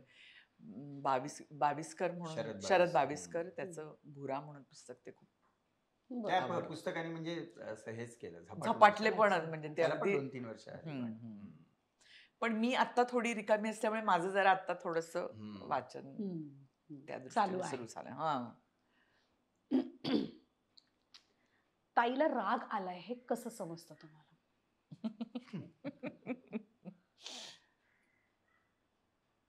किंवा ती कमी काय? बोलण्यातून. अच्छा, कमी ओके. बोलण्यातून. बरोबर, कमी बरोबर. बोलण्यातून. आमच्या दोघांचे खरं म्हणजे हम्म. काय असतं, जाऊ दे, आपण पहिले यायला येतो की अनेकदा असं म्हणतात ना की वेगवेगळे टोटल स्वभाव असले तर जास्त जमतं. पण आमच्या बाबतीत उलट झालंय. हा, हा. बराचसा सारखा दोघांचाही आहे. अच्छा. म्हणजे राग असा ओव्हर्टली नाही व्यक्त करत, हम्म. आतल्यात धुमसत राहतो. म्हणजे असं तणतणत करी आम्ही काहीतरी आवाज बडबडतोय, वाढवून. आवाज वाढवतोय वगैरे वगैरे असं फार होत नाही हम्म. आमच्यामध्ये, हम्म. किंवा असं तडतड तडतड बोललो आणि हे हम्म. वगैरे असं काही नाही. हम्म. एखादा शब्द किंवा एखादं बोललं जातं आणि नंतर न बोलणी, हा. कमी बोलणी, दोघांचंही. हा असं. आणि मग पुरेसं त्याची तीव्रता कमी झाल्यावर मग बोलायला सुरुवात. आणि त्या उलट आनंद व्यक्त करायची पद्धत काय आहे दोघांची? काही असू शकते, पण ती म्हणजे कसं की तो दिसतोच, एक तर बेसिकली आनंद झालाय हे दिसतोच. आणि तसं म्हणतो तसं की ते सगळं बोलून दाखवणं, किंवा ती कसं आता समजा एखादी छान भूमिका झाली असेल, एखादं छान आहे तर त्याबद्दल ते भरभरून बोलणं असेल, किंवा त्याची ती प्रोसेस आठवणं असेल सगळी पहिल्यापासून, त्याच्यातले आलेले टप्पे आठवून बघणं असेल. त्यामुळे मला असं वाटतं की तो लक्षातच येतो, म्हणजे आनंद कसा त्यांच्यामुळे व्यक्त करण्याची पद्धत म्हणण्यापेक्षा तो झालाय हे बोलूनच दाखवलं जातं खूप. आणि त्यांच्याकडून. हा म्हणजे त्याच्या बाबतीत तसं होतं आणि माझ्याही बाबतीत तसंच म्हणजे आहे. तसंच आहे ते, की कारण ते म्हणजे जे आपले इमोजीज आहेत ना ते प्रत्येक वेळी अगदी म्हणजे ग्रेट आणि अमुक म्हणायची गरज हा, नसते. हा, तो सगळं हा. एक्साइटमेंट आपल्या चेहऱ्यावर आणि येते. प्रेम व्यक्त करायची पद्धत काय आहे? आधी तुम्ही सांगा. खरं सांगू का, प्रत्येकाची हो, लव्ह नाही, लँग्वेज नाही, नाही. असते. खरं म्हणजे प्रेम हे म्हणजे एकाच वेळी व्यक्त होण्यापेक्षा ते पाझरत राहतं, मला वाटतं नात्यात. म्हणजे प्रतीक्षाच्या बाबतीत पण म्हणजे असंच आहे की जसं आपण म्हणतो ना की आधी प्रेम, मग विश्वास संपादन करणं, मग आदर येणं, हे नवरा बायकोच्या नात्यात किंवा या सहजीवनाच्या प्रक्रियेत ही या एक नकळत स्टेजेस आहेत हे होण्याच्या, व्यक्त होण्याच्या, म्हणूया मला वाटतं. सॉरी, मी मिस केलं आपलं ओरिजिन काय होतं. मी विचारत होते लव्ह लँग्वेज काय आहे ताईची, म्हणजे प्रेम व्यक्त करण्याची पद्धत काय आहे? आधी परत सांगू का काय? नाही, दॅट इज ओके. ठीक आहे, ठीक आहे. तर प्रेम हे वेगवेगळ्या, तरी सुद्धा मला पर्टिक्युलरली काय विचारायचं होतं की तिला तुमच्यावर खूप प्रेम आल्यावरती ती काय करते? ओके. की मला अजून आनंद होईल असे कोणते तरी जेस्चर करेल, काहीतरी बनवेल किंवा काहीतरी सांगेल. म्हणजे मी म्हणलं ना की ते वेगवेगळ्या याच्यातून जेस्चर्स मधून पाहत की याला हे आवडतंय, हे आज आपण कोणत्याही परिस्थितीत करूया, त्याच्यासाठी धडपड करूया, किंवा मग म्हणले ती तशी की काहीतरी प्लॅन करूया सगळ्यांनी जमण्यासाठी. आणि दादाचं ऍक्च्युली मला असं वाटतं की त्याची आता एक गंमत झाली की त्याला असं काही वाटलं ना तर तो आता एक अजून वेगळं म्हणजे मला वाटतं म्हणजे की तो रुंजीला खूप चांगलं सांगतो माझ्याबद्दल. म्हणजे असं जे असतं ना की म्हणजे अरे आईने असं केलंय, आईने असं केलंय, ती हे पण करत होती, ते पण करत होती, म्हणजे बाहेर ती काम करत होती आणि तरी तिने तुझ्यासाठी हे केलं, माझ्यासाठी हे केलं, यु नो. म्हणजे ते जेव्हा तो सांगतो तेव्हा लक्षात येतं की ते आता ते जाणवतंय जास्ती, म्हणजे प्रेम असं जे म्हणतो ना आपण. कारण की त्याचं त्यांनी बोलणं किंवा हा भाग वेगळा, पण आता ते अजून तिसऱ्या माणसापर्यंत ते सांगणं, आणि ते ती आता त्याची एक अजून ऍडिशनल मला असं वाटतं एक आपण म्हणू लव्ह लँग्वेज म्हणू शकतो. आणि बाकी तर ह्या गोष्टी असतातच ना, म्हणजे आपण कधीतरी काहीतरी बोललेलं असतो की मला ना ते एवढं आवडतं किंवा काहीतरी वगैरे, आणि मग आपल्याला कोणत्या तरी दिवशी असं ते आणून दिलं जातं. म्हणजे काही आपण फॉर दॅट मॅटर अगदी छोटीतली छोटी पण गोष्ट असते की समजा अगदी म्हणजे मला कधीतरी काय साटोरी आवडत असेल तर ती कुठून तरी जाऊन ती साटोरी आणलेली असते. म्हणजे फार काही मोठं त्याच्यामध्ये हे नाही, पण ते आणून द्यायचं किंवा ते लक्षात ठेवून करायचं बेसिकली. खाद्य जीवनाविषयी खूप बोललं जातंय, पण म्हणजे असा एक फील येईल की फक्त खाणंच चालतं की काय, असं नाही. हो. नाही नाही, त्याच्यामुळे कसं की जे आवडतं असं आपण कधीतरी बोललेलं असतो किंवा खाण्याबद्दल, वाचण्याबद्दल, ड्रेसबद्दल, आपल्या ह्याच्याबद्दल, कशाबद्दल म्हणजे एखादं पुस्तकाचं पुस्तकाचं. हे मला वाचायचं आहे. तर ते आणून देणं असं हम्म. ह्याच्यात म्हणजे ते त्याच्यावरून आपल्याला लक्षात येतं म्हणजे की ते प्रेम आहे असं म्हणून. आणि एखादी गोष्ट जी एकमेकांशिवाय तुम्हाला करताच येत नाही. मला वाटतं आनंद व्यक्त म्हणजे एक कळलं करणं सकाळचं चहा हो. ते नाही जमत तुम्हाला नाही, पण एकमेकांशिवाय. आनंद सुद्धा मला असं वाटतं की तो पूर्ण होत नाही हम्म. जोपर्यंत एकमेकांबरोबर तो शेअर केला जात नाही, किंवा ऍट द सेम टाइम दुःख पण असेल हम्म. की जोपर्यंत ते एकमेकांबरोबर शेअर केलं जात नाही, बोललं जात नाही, तोपर्यंत त्या अनुभवाची ती पूर्तता होत नाही असं मला वाटतं. हम्म. आणि हे दोघांच्याही बाबतीत आहे हम्म. की ते जोपर्यंत म्हणजे नुसतंच मला आनंद झाला आणि मी बोलते तो असं होऊ शकत नाही. हम्म. तो त्याला सांगणं, त्याने त्याच्यात काहीतरी ऍड करणं आणि दोघांचा मिळून मग पुढे असा सगळा तो एक परिपूर्ण अनुभव जो आपण म्हणतो ना, तर त्यामुळे या दोन्ही गोष्टी असेल, मला वाटतं आनंद असेल, हे दुःख असेल किंवा काहीही असेल, ते एकमेकांशिवाय पूर्ण होऊ शकत नाही असं मला वाटतं. शेअरिंग हा खूप मोठा भाग आहे मला असं वाटतं हम्म. की या सगळ्या नात्यामध्येच एकूण शेअरिंगनी खूप गोष्टी सॉल्व्ह होतात मला वाटतं. ज्याला शेअरिंग करायला माणसं नाही आहेत, हे मला वाटतं कम्युनिकेशन हा कम्युनिकेशन. आणि फक्त कम्युनिकेशन नाही तर खोलवर असलेलं बोलणं. तर अनेकदा बरेच प्रॉब्लेम्स क्रिएटच होणार नाहीत असं मला वाटतं. एकूणच नवरा बायकोचं नातं असेल काय किंवा काय, मला वाटतं त्याच्यात सहसंवेदना ही खूप महत्वाची आहे.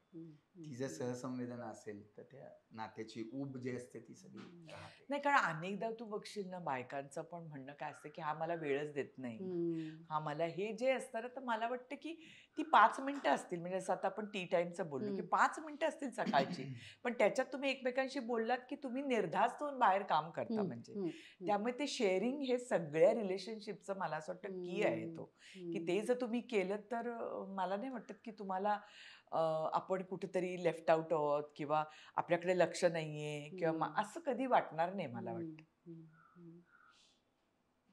सो तुम्ही दोघंही ही राऊंड जिंकलायत. अरे बापरे. त्यासाठी मी तुम्हाला एक गिफ्ट देणार. तर बेसिकली मला तुम्हाला गिफ्ट द्यायचं होतं म्हणून मी ही राऊंड टाकली. सो या राऊंड मध्ये खाण्याबद्दल खूप बोललं गेलं. हो. म्हणजे सहसा हवं ना एंटरप्राइज ब्रँडचं नाव आहे आणि अद्वैत बापट त्यांचा हा ब्रँड आहे. ऑर्गॅनिक गुळापासून बनवलेला खरवस त्यांनी आज तुमच्यासाठी इथे आणला. वा, म्हणजे काय ना, वा वा वा वा वा, फारच छान आहे. म्हणजे फारच अगदी दोघांचा मिळून आनंद आहे हा. मला असं वाटतं की जवळपास सगळ्या विषयांवरती आपण बोललो आणि मला रुंजीबद्दल सुद्धा जाणून घ्यायचंय, कारण येता जाताना ती भेटायची मला, पण तसं म्हणजे माझं आणि तिचं असं अशी गट्टी नाही झाली, आपली कशी झाली. आणि तूही खूप बिझी होतीस ग खूप, त्याच्यामुळे असं ते घरी येऊन गप्पा बिप्पा असा प्रकार नाही झाला आपला ना. तिची आता 10वी ना ग, झालं तिचं 10वी झाली तिची आणि त्याच्यासाठी तो सुट्टी घेतली होती. हो, जरा सुट्टी म्हणजे बेसिकली काय ग, म्हणजे मी काही तिचा अभ्यास घेणार होते खूप असं नाही, आणि तो पण त्यांना बरं वाटतं गाई, पण त्यांच्या बरोबर असणं म्हणजे त्यांच्या काय म्हणतात त्याला, आपण म्हणतो ना की ते ज्या मानसिकतेतून जात असतात त्यावेळी त्यांच्या बरोबर असणं, काही खायला पाहिजे का, काही मूड तुझा जरा हे झालाय का, लो झालाय का, किंवा कधीतरी तुला काही बाहेर चक्कर मारायला वाटते का, काहीतरी मित्रमैत्रिणीशी काही भांडण झाले का, म्हणजे मला असं वाटतं अत्यंत छोट्या छोट्या गोष्टींसाठी त्यांना ती गरज असते, किंवा आईचं असणं हे. बस बरोबर. त्यामुळे मला असं वाटलं की आपल्याला नंतर असं वाटायला नको की अरे आपलं ते राहिलं किंवा ते आपल्याकडून सुटलं म्हणजे असं. त्यामुळे तिच्यापेक्षा तो माझ्यासाठीच मला ती गरज होती असं मी म्हणेन. त्यामुळे मी सुट्टी घेतली होती ती. सो दादा, प्रतीक्षाताईचं आणि रुंजीचं नातं कसं आहे, काय सांगाल? रुंजी म्हणजे प्रचंड आई लाडकी आहे तिची, आणि तिचं म्हणजे 2 रूपच दिसतात, इतरांबरोबर असताना आणि आईजवळ असताना. हा, आणि त्या दोघींची छान खूप इंटरेस्टिंग अशी भांडणं पण होतात. आणि म्हणजे अभ्यासाच्या वेळी तर तू अनुभवलंच असेल ते. म्हणजे त्यामुळे पूर्वी ती पण तिचं गणित वगैरे घ्यायची हम्म. अभ्यास, कारण प्रतीक्षाचं पण चांगलं आहे गणित. हम्म. पण नंतर असं झालं की ते रिलेशनशिपवर परिणाम होऊ नये म्हणून थांबवलं. कारण मग त्या प्रतीक्षाला अनेकदा असं वाटायचं म्हणजे अरे हे मला- काय येत नाही. म्हणजे ती मला म्हणायची अक्षरशः की आई तुझा चेहरा मला मॅथ शिकवताना वेगळाच होतो, तू अनोळखी वाटतेस मला. कारण की ते मला असं वाटायचं आता एवढे काय येत नाहीये तुला हे.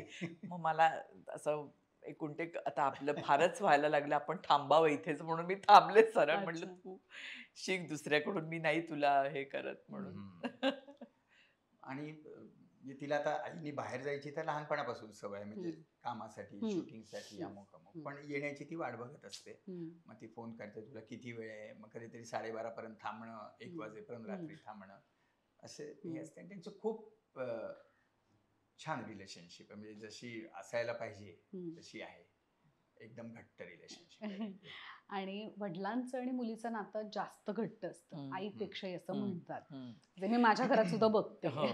नातं घट्ट असणं म्हणण्यापेक्षा ना, म्हणजे असतंच ते, पण त्याहीपेक्षा मला असं वाटतं की वडिलांचं मुलीवर खूपच प्रेम असतं. म्हणजे आणि ते इतकं असतं म्हणजे की मला असं वाटतं की काय इतर वेळी जे आपण कधी कधी असं असतात ना की ते थोडं अंतर ठेवतात, थोडंसं स्वभाव, थोडंसं हे. पण मुली समोर आल्या, आपल्या मुली आल्या की त्यांचं सगळं विरघळतं. म्हणजे ते काही राहत नाही त्यांचं. खऱ्या अर्थाने जे आपण म्हणतो ना की मी पण, सगळं त्यांचं जातं आणि ते विरघळून जातात त्यांच्यामध्ये. त्यामुळे आपल्यालाच कधी कधी असं वाटतं की आता बास, आता जरा जास्ती होतंय ते असं. पण त्यामुळे त्यांचं आहेच, म्हणजे ते ती त्याला काहीही बोलते आणि इतरांनी कधीतरी त्याला बोललं तर कदाचित तो कधीतरी रागवेल, पण तिचं सगळं बोलणं तो हसून घेतो. काही म्हणजे मला आश्चर्य वाटतं की म्हणजे याच्यावरही याला आता काही बोलायचं नाहीये, याच्यावरही काही बोलायचं नाही, पण तो काही त्याला बोलायचं नसतं त्याच्यावर. म्हणजे तो राग त्याचा म्हणजे हसणं, किंवा राग म्हणजे फार तर फार नाही रुंजी म्हणून आपलं गप्प बसणं एवढं असू शकतं. म्हणजे पण म्हणजे माझी आणि तिची जशी अगदी भांडण बिंडणं पण होतात, तसं ती ह्याला म्हणजे अगदी मस्त बोलते, तोही तिला म्हणजे बोलतो, तो प्रश्न नाहीये. पण मला असं वाटतं की हे खूप अनदर लेवलचं असतं नेहमी बाप आणि मुलीचं नातं. आणि माझ्याकडे तिच्या बाबतीतला विषय पण वेगळा आला होता, म्हणजे हिचं गणित होतं आणि माझं मी मराठी शिकवायचो, त्याच्यामुळे ते जरा नातं आमचं बरं राहिलं. पण ते आहे, म्हणजे ते असतं. मी बघितलं ना इतरांच्या बाबतीत जे अनेक गोष्टींचे राग येऊ शकतात, हे होऊ शकतात, ते ती समोर आल्यावरती ते काही राग नाहीत, काही नाही, ते सगळं तिला समजून घेणं असंच असतं. म्हणजे आता ती मला खूप गॅप होते, तुझं लिहिण्याचं काय कुठपर्यंत आलं, काय लिहितोय, अरे वा, असं असं आणि म्हणणं म्हणजे इथपर्यंत. तू लिहिलं पाहिजेस वगैरे वगैरे, हे आता मला वाटतं मी खूप वर्षांपूर्वी बोलले असेल. आता तर मी रिसेंटली त्याला असं म्हटलेलं आठवतच नाही, कारण मला असं वाटतं आता त्याला वाटेल तेव्हा तो लिहील किंवा काय वगैरे. पण रुंजी ही आहे की ती म्हणजे ते जाऊ दे, तू काय लिहिलेस आज ते सांग मला, त्याच्या पुढे नाही झालं, ते काय नाही झालं. मी तिला म्हटलं बरं आहे, आता तुझ्यावर जबाबदारी आहे, तूच ते सगळं हे कर. सगळी प्रतीक्षा बोलत असते, मित्र सगळे म्हणत असतात, पण आता एक ऍडिशनल तर म्हणून म्हटलं बघूयाच. त्याच्यामुळे ते खूप आता माझी जरा लिखाणात गॅप पण असते ना कधी कधी बरीच. एवढं गॅप, अरे आता किती दिवस झाले तुला आधीचं नाटक येऊन, मग आता तुझं नाटक तू लिहिलं पाहिजेस. खूप खूप ते फार ते तिचं असतं. फिरायला जायला आवडतं की नाही तुम्हाला तिघांना? म्हणजे कुठे गेलात शेवटी? म्हणजे हो, आता लास्ट म्हणशील तर आम्ही म्हणजे अगदी परवाच आम्ही नाशिकला वगैरे गेलो, पण त्याच्या आधी सिंगापूरला गेलो होतो लास्ट. पण गंमत त्याच्यातली ती सांगते की रुंजीला प्रचंड फिरायला जायला आवडतं. प्रचंड म्हणजे ती असं तो काढूनच बसते की आता यावर्षी कुठे जायचं. त्याच्या आधी आम्ही खूप फिरत होतो असं नाही. आणि विशेषतः प्रशांतला फार एवढं फिरण्याचं हे नाही, म्हणजे त्याला जिथे काय म्हणतात त्याला, आम्ही नेहमी चिडवतो की तुला गोरेगावच्या बाहेरचं जग तरी तू बघितलंयस का असं म्हणून. कारण मी त्याचं सकाळी 7 वाजता त्यांना बघते फिरताना. त्यामुळे त्याला म्हणजे त्याला नेहमी बाहेर पासपोर्ट लागेल असं आम्ही चिडवतो त्याला, कारण की त्याला खूप म्हणजे त्याला ते त्याच्या ह्याच्यातच तो खूप मग्न असतो. त्यामुळे त्याला ते फार प्रवास करून जा, मग तिकडे हे असं त्याला फार हे नाही. पण आता जसं तुला म्हणते तसं की मुली ह्या स्पेशल असतात आयुष्यात, त्यामुळे तिने आता तो एक काढला एक फंडा आणि फतवा की आपल्याला बाहेर जायचं. त्यामुळे आता तो पण यायला लागलाय बाहेर. त्यामुळे तिच्यामुळे वेगवेगळ्या ठिकाणी फिरणं होतंय तिच्यामुळे जास्त. तिघपेक्षा आम्ही जनरली अनेकदा एकत्र, हा. ग्रुपच असतो एकत्र. हा. म्हणजे असं आम्ही प्रयत्न करतो की सगळेच एकत्र एकत्र जावं. सगळ्यांची वेळ जम नाही तर किमान कोणीतरी म्हणजे माझी बहीण आणि ते आम्ही तरी एकत्र कोणीतरी. कारण ट्रिप्स मध्ये मला नेहमी असं वाटतं की सगळे एकत्र असेल तर नेहमी मजा येते बघ ती. कारण शेवटी तुमच्या लांब लांब ट्रिप्स असतील तर याच्यामध्ये तुम्ही पूर्ण वेळ आपणच नुसतं बोलतोय आणि काय त्याला तसा अर्थ नसतो ना. एकत्र जे तुमचं बॉन्डिंग असतं ते एकत्र असाल तर खूप छान होतात त्या ट्रिप्स ना. त्याच्यामुळे आम्ही सगळे एकत्र बऱ्याचदा जातो. आणि आता रुंजीमुळे तर बेसिकली सांगायचं म्हणजे रुंजीमुळे बऱ्याच ट्रिप हे होतात म्हणजे प्लॅन्स होतात आणि छान झालेले आहेत म्हणजे सगळ्याच ट्रिप्स. रुंजीसाठी माझ्याकडे एक गिफ्ट आहे. अरे अरे वा, ती इथे नसताना तिच्यासाठी गिफ्ट म्हणजे ती खुश होईल एकदम. अरे फारच अरे वा, ग्रँड. काय सुंदर आहे ग. ब्रँडचं नाव आहे चेरी पिक आणि Okay. निशांत आवळे आणखीन एक दिलके करीब मित्र आहेत आपले. अच्छा. हे कलर पण मस्त आहे याचा, हो ना, छान आहे. सुंदर आहे. रुंजी तर खुश होणार हो आहे ना. म्हणजे एकदम. हा टॅग काढून टाका हा, कारण हो. त्याच्यावर तुमची नावं लिहिली आहेत. नाही मग आर करावं लागेल तिकडे. मस्त मस्त, फारच छान. आणि निशांत दादानी त्यांच्या या सगळ्या बॅग्सवर 35% डिस्काउंट सुद्धा ठेवले. Okay okay, okay okay, okay okay. Okay. पण दिलके करीबच्या सगळ्या प्रेक्षकांसाठी. प्रेक्षकांसाठी बरं. Thank you so much. मला खूप बरं वाटलं. अरे काय थँक्यू, मस्त आपल्या गप्पा आम्हाला झाल्या. गप्पा मारायला हो. आवडतात. नाही, त्या गप्पांमधून मला शिकायला सुद्धा खूप मिळालं. कारण म्हणजे अग्ग आणि आहूचा एपिसोड जेव्हा जेव्हा होतो त्यावेळेला एकतर मी सगळे अग्गा एपिसोड अंबरला बघायला लावते, कारण त्यातून नवीन काहीतरी आम्हाला नेहमीच शिकायला मिळतं. आणि आता मला असं वाटतं अग आणि आहो मध्ये मला असं वाटायला लागलं, आता आपण नवरा बायकोच्या नात्यांमध्ये आपण म्हणतो नेहमी की एक मित्रत्वाचं नातं असलं की मला वाटतं ते त्याला लाईफ आहे म्हणजे बरोबर आहे. मित्रत्वाचं नातं आलं तर मला वाटतं आता अग आणि अरे करायची गरज आहे की काय. आमच्या बाबतीत तरी अग आणि अरे, हा अग आणि अरे केलं तर मला असं वाटतं की तो अजून त्याच्यात त्या नात्यामध्ये अजून मजा येत जाईल की काय असं मला वाटतं. खरंय खरंय. पण जनरलीच हो. आपण म्हणजे अर्थात नाव काही असलं तरी नातं मित्रत्वाचं असावं हीच अपेक्षा. नाही, आयुष्यात सुद्धा खूप हो. गोष्टींना आपल्याला सामोरं जावं लागतं ऑन अ हो. Daily basis. हो. आणि कधी कधी आपल्याला त्याची उत्तरं माहिती असतात, पण त्याच्यापर्यंत पोहोचायचा तो प्रवास कसा करायचा हो. ते कधी कधी आपल्याला कळत नाही. तर आपली एक दिलके करीब मैत्रीण आहे निलिमा अमित, जी सगळ्या प्रेक्षकांच्या ओळखीची आहेच. एक आयुष्य अनेक प्रवास, आनंदी जीवनाचं रहस्य. अरे ते वा. तुम्हाला दोघांना काही वेगळं सांगायला नको. अरे नाही नाही, वाचायला आवडेलच म्हणजे काय पण प्रश्नच ती नाही. एक लाईफ कोच आहे, रेकी अच्छा. हीलर आहे, ओके, ओके. थीटा हिलिंग करते.